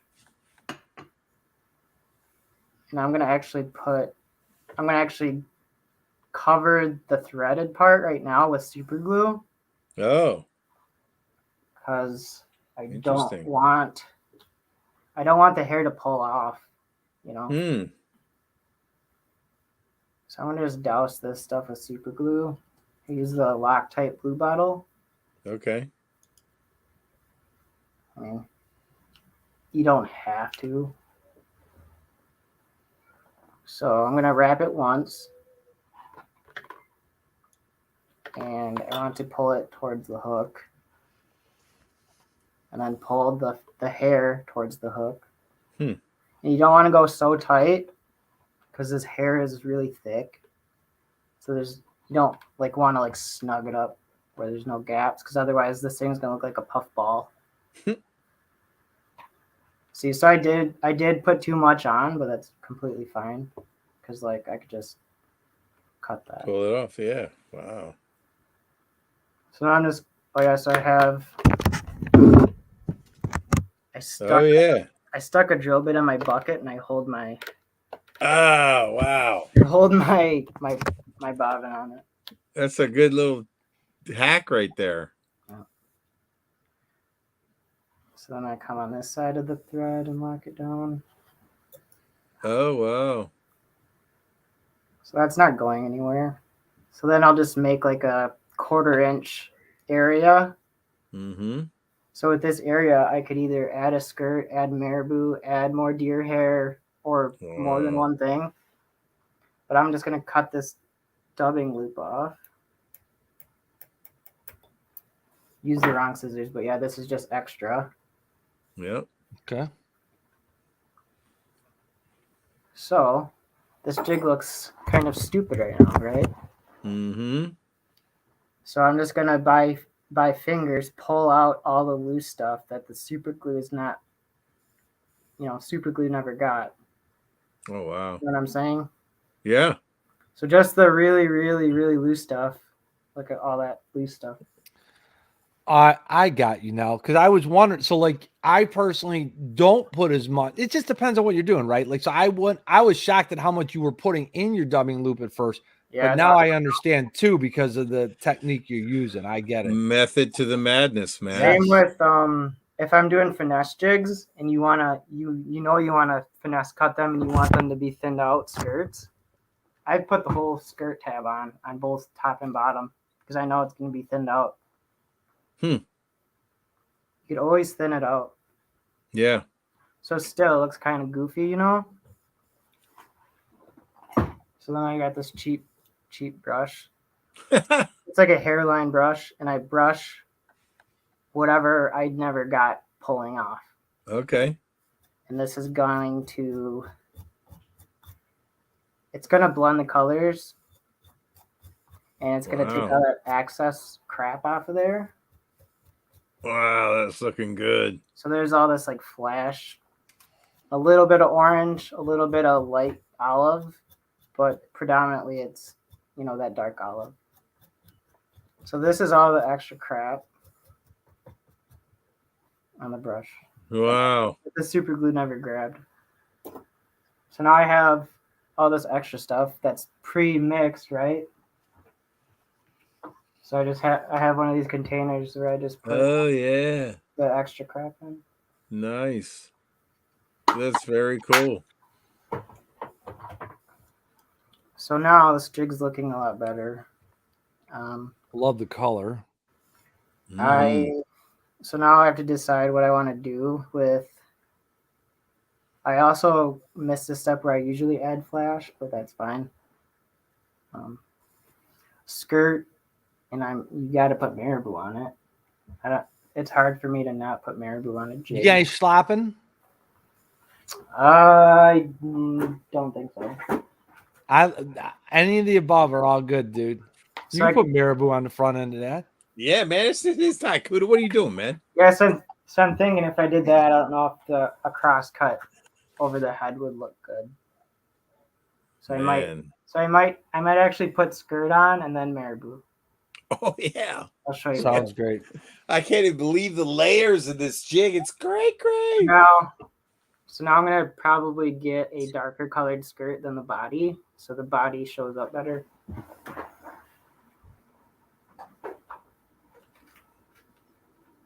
Kuda. So much fun. It shows you what goes into a jig, bro. It is like I don't think people understand. You know, I mean, there's obviously ways to tie simply, and Brian's talking too. You know, so like Sure. that, all those things come into play. But I mean, Yeah, right. I mean, it's fun. It's fun watching, right? Whether you know techniques, whether you don't know techniques, whether it's new for you, whether it's old hat. You know, it's just cool watching. That's So right. Watching people tie. I just grabbed some dark green pumpkin with black in it. Okay. I grabbed some green pumpkin with orange flash in it and black. Yeah. So this is There a we piece go. of it. And then I grabbed some just watermelon. I don't know if I'll even use that. Probably won't. So take a tab of the dark stuff out, and I'm going to do 6 strands of this stuff for the top. 3 pieces on each side of the hook and the hook eye. Or the Okay. eye, I guess. Now I'm going to go a little bit past the hook on one side. I'm not going to have my skirt go farther than that. So it makes it easy to eyeball that. So this I'm lightly wrapping. And I want the thread all the way up to the head. And I want that skirt all the way pushed up against the head. Because then it will flare up. Okay. But the goal is to not have any piece of this, you know, overwhelm the rest of the jig. So everything's just like. So I'm going to just trim this skirt right now. And I could take since there's 3 strands, I'm going to just cut the middle one halfway. Ooh, nice. So it doesn't look. More layering. Yeah, it's got to look cool. So I'll probably cut the outside one too. 3 different lengths. So I got medium on the middle, and then I got short on the outside. So the more you trim it, the more it's going to show that body. Sure. So then we got this top part. We're going to clip that down to make it easy to tie the bottom. Yeah, those little clips are nice. So now, I mean, I don't even know if this is the best kind of clip, but it's what I use. It's working. We're going to do the same on the bottom. I'm going to do 6 strands. And this should go by really quick.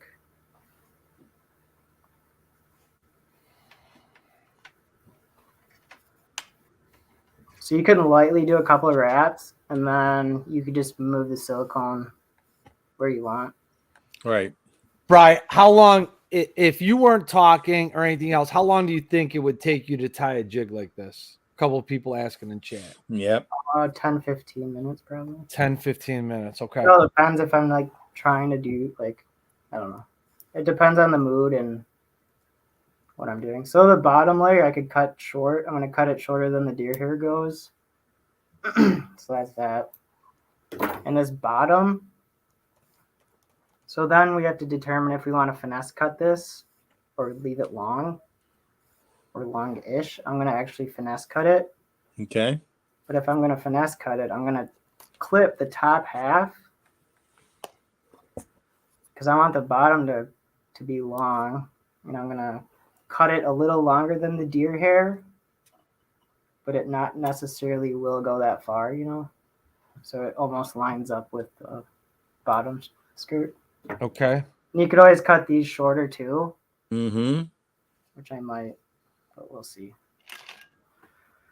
So for the top, I'm not a fan of like expecting this skirt to drape over and like, I don't know. I just don't think that it looks the best. Okay. I want this body to show itself. Yep. So I found a sweet spot like right here. Mm-hmm. That's the longest strand that's going to be on the top.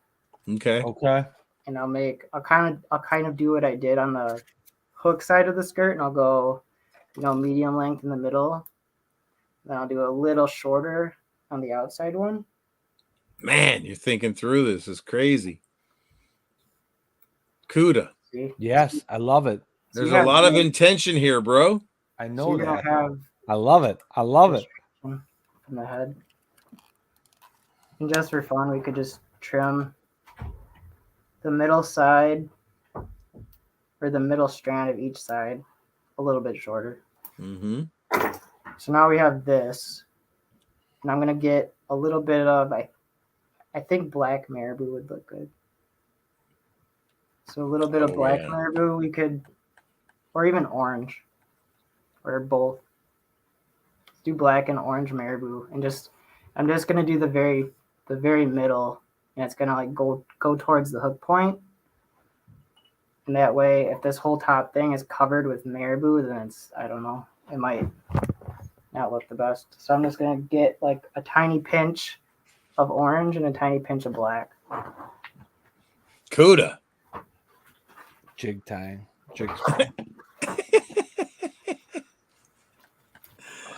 Yes, Brandon, I would agree. That is sexy orange.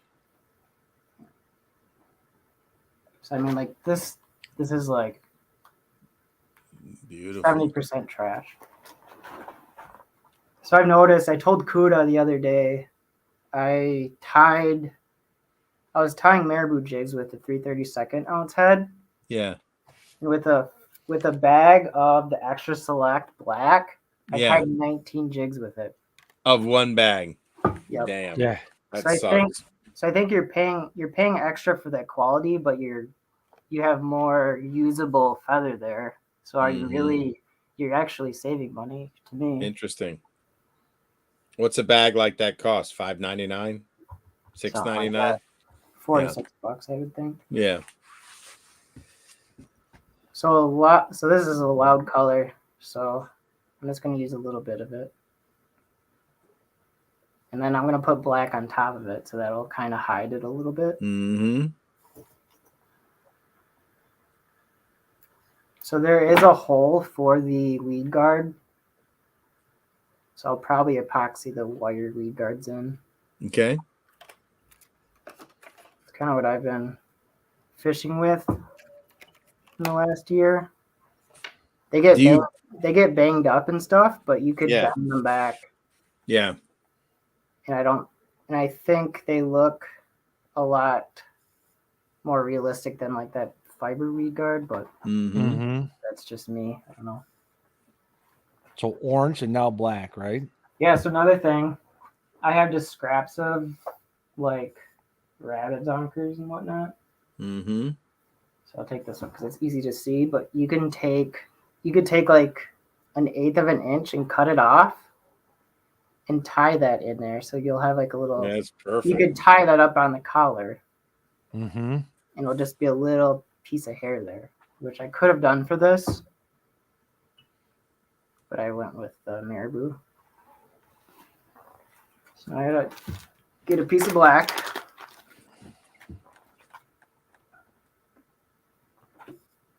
But yeah, it goes a lot faster than it looks, especially if you've done 100 of them. So crazy. It's awesome. I'm telling you, man. So I want it, you know, same length. Mm-hmm. So it's not going to be like this big bright orange spot there. It's going to be covered up slightly. So you don't, when you're tying marabou, you don't want to put a chunk of marabou on and tie it down. You want to put the marabou on and splay it with your fingers around the Okay. around whatever you're tying, and that it keeps that layer thin. Mm. So like I even have to do that for this tying a collar. So that's that. So the orange isn't so like obnoxious. Yeah. Looks awesome, dude. It's crazy good. Oh, another thing.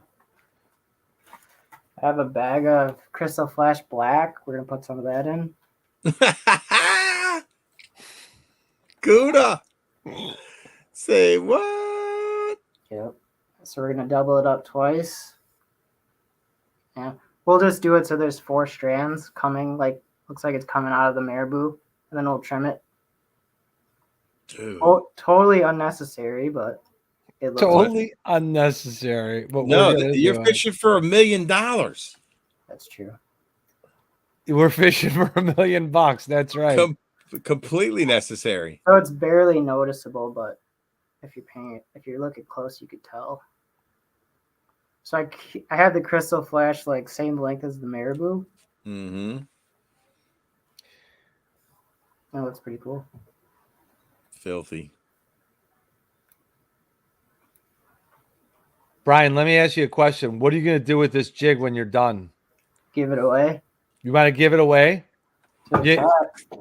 I was kind of baiting you. I already brought up the giveaway tool on StreamYard, which I've never used before, but we're going to learn how to use tonight. I mean, Nice. I don't have a use for it. So now I'm just finishing it off. 4, 5, 6, 7. Usually like 8 to 12. 8 to 12 whips. All right. It depends like how much area is there. Sure. On some of that finesse stuff, you're just not very much there. Yeah. That's awesome, dude. So then Sally Hansen, that guy. Hell love to the Sally. Sally. Fishing Sally with Sally. Hansen's. So the jig is done, but it wasn't like I never really pictured this, you know. That's awesome. Man, I can see a pro having the Sally Hansen boat painted with all nail polish. Oh yeah. I love it. And then finished with hard as nails as the over the top coat. So there's Diamond a coat. hole for a weed guard. What did I'll I Make it- do? probably Hold on. epoxy wire weed guard in there. Hold on, buddy. Okay. It looks good, buddy. It's done. I'll get a little clippy thing to show you guys. Yeah, please. This is awesome. You show it, and then after you show it, I'm gonna bring up the giveaway. And hold on, what are we gonna do? Let me Oh, yeah, go. I have a question for everybody. Okay. I had my hemostats on this jig, but Yep. can't find this skirt material anywhere. This is a depth tungsten round ball finesse jig. It's got super, super fine silicone. Look at that. It's tiny. Wow. I can't find this stuff, but That material, Bri? You yeah. think it's out of Vietnam? Super, super thin. Might be, but like compared to this, I don't know. Yeah. Kind of hard to see, but Is it as fine cut as the Frog Kitech? cut or No, the Kitech silicone super fine silicone skirt on the Kitech flipping jig? I don't have any Kitech jigs with skirts on them. I just have the heads. I do. But yeah, I also have this blue one.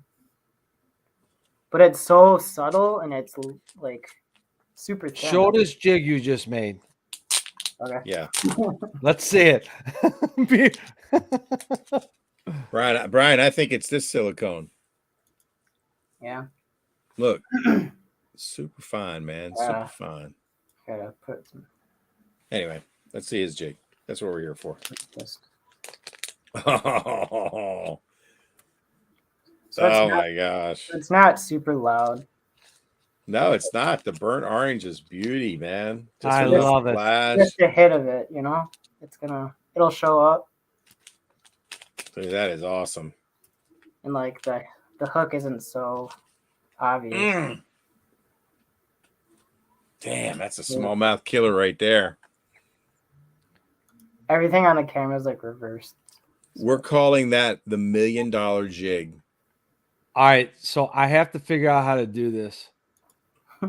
How do I share my screen? That's like a front. Yeah. Trying to figure out how to share my screen. There's a way to do this. I'm clicking buttons. All right, so I pulled up the hashtag to win the jig is going to be hashtag Brian, but I want to bring up the screen. Wow, Brian. There you go. Hashtag Brian, BRIAN. Hashtag Brian, BRIAN.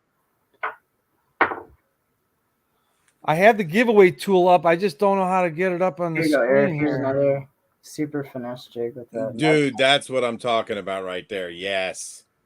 Yes. That's filthy. That's awesome. That's just dumb. I need like 20 of those. What's the hook on it? So the skirt and the marabou don't, they blend well. But yeah, it's got a 1/0 hook on it, but that could be changed. Don't mind me, Brian. I'm just trying to figure out how to share my screen. It is hashtag Brian. I want to be able to show the screen though, because I don't want people. We trust you, Kuda. Jeez, Pizzo, man. It's okay. Does everybody trust? Does everybody trust Kuda? There's 54 people here. Does everybody trust Kuda to randomly generate this without sharing the screen? 17 entries so far. Mm-hmm. Here's another super finesse skirt. This is a Duo Realis jig, I think. Love it. Super fine. Wish I could find some. Find that material. I know Vietnam. There was a company out of Vietnam, Brian, that made super fine cut silicone with incredible colors, and it's hard to get. Here's the OSP Tugger jig. It's a finesse jig, but it's got like thick silicone on there. Interesting. And I remember. I just like how that. I like how they layer the skirt. Mm-hmm. So many different lengths. Yep. Makes sense, doesn't it? Thins it out. It presents the bait. Presents the plastic you add. Mm-hmm. I'm gonna figure out how to do this. Nice. You made it. You made it 2+ hours talking about jigs. That's crazy. That's awesome. All right. How many people we got in? I'm looking. We got 27 entries. Okay, 27 entries. If you want in, darn it, man. I can't believe my first time I tried to share the screen and I don't know how to do it. I clicked. Oh, hold on. Wait a minute. Slides, extra camera. They're still coming in. They're still coming in. The hashtag's Brian is still coming in. Easiest with 2 monitors. Works best with a good share screen. Don't show this tip again. Hold on. Here we go. Hold on. That's why we love you, Kuda. We're holding.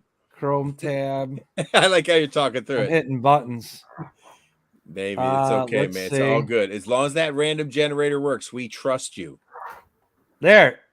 You got it. Did it come up? No. How about now? Not yet. Damn. I don't know what I did. Window, Chrome tab. Hold on. Chrome tab. Giveaway tool. Here we go. SG. There it is. Boom. There may be more than one jig in the box too. Ooh, you All got right. it now, Kuda. So that is now if I click back, does it take it off? No, it still keeps it on. So I'm good. All right, I figured it out. How many entries? We're up to 29. 29. So what do you think?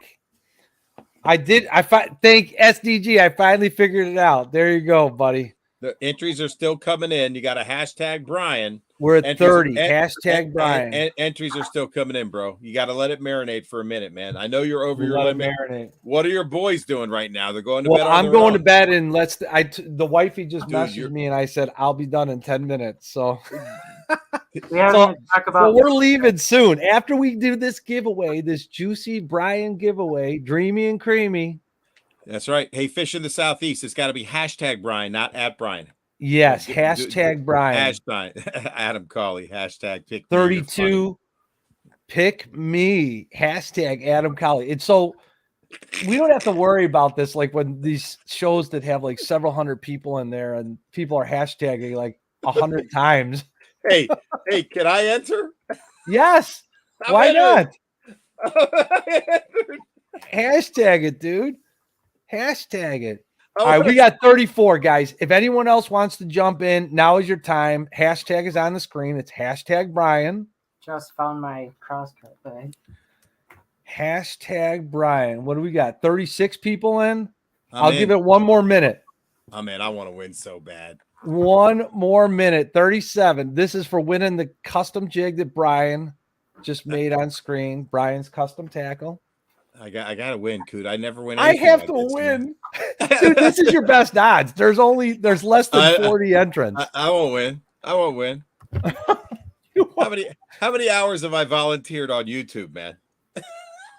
Dude, you are the greatest friend in the entire world. People love you. All right, guys, listen. 30 seconds left, and then we're gonna draw. Is TK Stanley here? TK just jumped in. Did TK hashtag Brian? I don't know if he did. TK said he said feeling lucky with a 4-leaf clover. He's not Irish. Are you Irish? Hey, the Irish give off all their luck. Everyone's allowed to be Irish when they want some luck. My kids are Irish Italian. So we're at 40. 10 seconds, guys. Brian, TK just said hashtag brain. You didn't think I'd catch that, did you, TK? You didn't do that. You didn't do that error on purpose. Right. It was a fluke. It was a flounder. Right. I am drawing it. Here we go. You're gonna do it? I'm hitting the button. Draw. Hashtag brain. TK. This is so cool. I love it. Yes. Jameson Grady. Kuda, that's the coolest thing I've ever Jameson seen. Grady. You have to be here to win. What? Yeah, I mean, what do you got to be here to win, right? I don't think so. Yes, you got to be here to win. Well, it's only been 10 minutes. Where'd he go? I think he left on the $1 million jig drawing. Who does that? Jameson Grady, you got a comment in chat. Otherwise, I'm going to draw again. Oh my God! God! I think what it does is I'm going to call you Cutthroat Kuda. Grady's here. Jameson Grady is here. Yes. There you go. He's here. All right, that's Jameson. Awesome. Congrats. What you need to do, Jameson? Are you on Instagram by any chance, bud? I'll look for your reply in chat. If you're on Instagram, you can message Brian directly. Otherwise, I can make arrangements. You can email me as well. But I prefer Instagram DMs or to Brian directly. Otherwise, we'll try and establish contact. All right, so Jameson Grady is not on Instagram. Brian, what is your email so we can get Jameson Grady directly connected to you? I'll type it in the chat. Type it in the chat, okay. He said his dad is on Instagram. Jameson Grady, his dad is on Instagram. Your dad is Jameson, so you can either find Brian on Instagram through your father, or use your dad's account, bud, at Brian's Custom Tackle. And if you need to go back and look at the replay for the video, you could do that, or you could look at the email in chat that Brian's going to put in. I sent it. You sent it? Okay, buddy. I had to find it. All right, so that works out perfectly. It's on my website too, the email. So. And you can also find the email, Jameson, on Brian's website. At All right, folks, let me see. brianscustomtackle.com, right? At brianscustomtackle.com.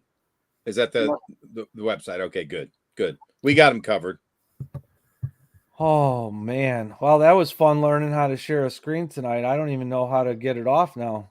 Man, that whole thing was fantastic, Kuda. Let's go back to this. We did it. Oh, it's off. Kuda, I'm really proud of you, man. That was the best drawing I've ever. I Never stuck seen with anybody it. use the rando generator on StreamYard.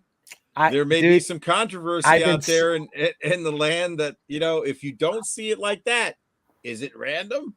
I don't know. I've been saving that link in the back of my pocket. I've never used it. And I said, sooner or later, I'm going to have to use it. So I got to be ready to go. So yeah, that's awesome. And Brian, that was fantastic, man. Thank you for, agreeing on the spot to tie a jig. That was really cool, man. You're a master of material and detail. And I learned a ton tonight and just enjoyed the heck out of it, man. It was great chatting jigs for 2 hours, bro. Yeah. Thank you. And Jameson, are you a teenager, buddy? I don't know. Yeah, I by your picture, I think you're a teenage young man. So congratulations on the win, buddy. I'm glad you're in chat, and I'm glad you won tonight. And future Jig Tire. We love you guys. Jig Squad, we are out. Brian, thank you very much, buddy. I appreciate you a ton. Buddy. You guys, we are at it again next week. And we have Dem Jigs, John DeMay coming in to hang out with us. And I'm excited because John is a fellow Chicago person and we're going to get at it. But as I always say, tonight is the night of the guest, Brian Kohl. Brian, thank you, buddy. I appreciate you a ton. You've taught me a shit ton when it comes to jig making. And I cannot thank you enough for coming and being part of the Jig Squad experience. And thank you for the jigs, man. They're going to New York with me, and they're going to get fish, man. I will send you pictures with your jig in a big-ass smallmouth mouth. Right on. That's a fact. You got that right, man. All right, guys. Thank you very much. We are out of here. I appreciate you all for hanging out tonight. We did have a good run, man. Good amount of people in chat. Great and that's chat, it. Peace. We're out, folks.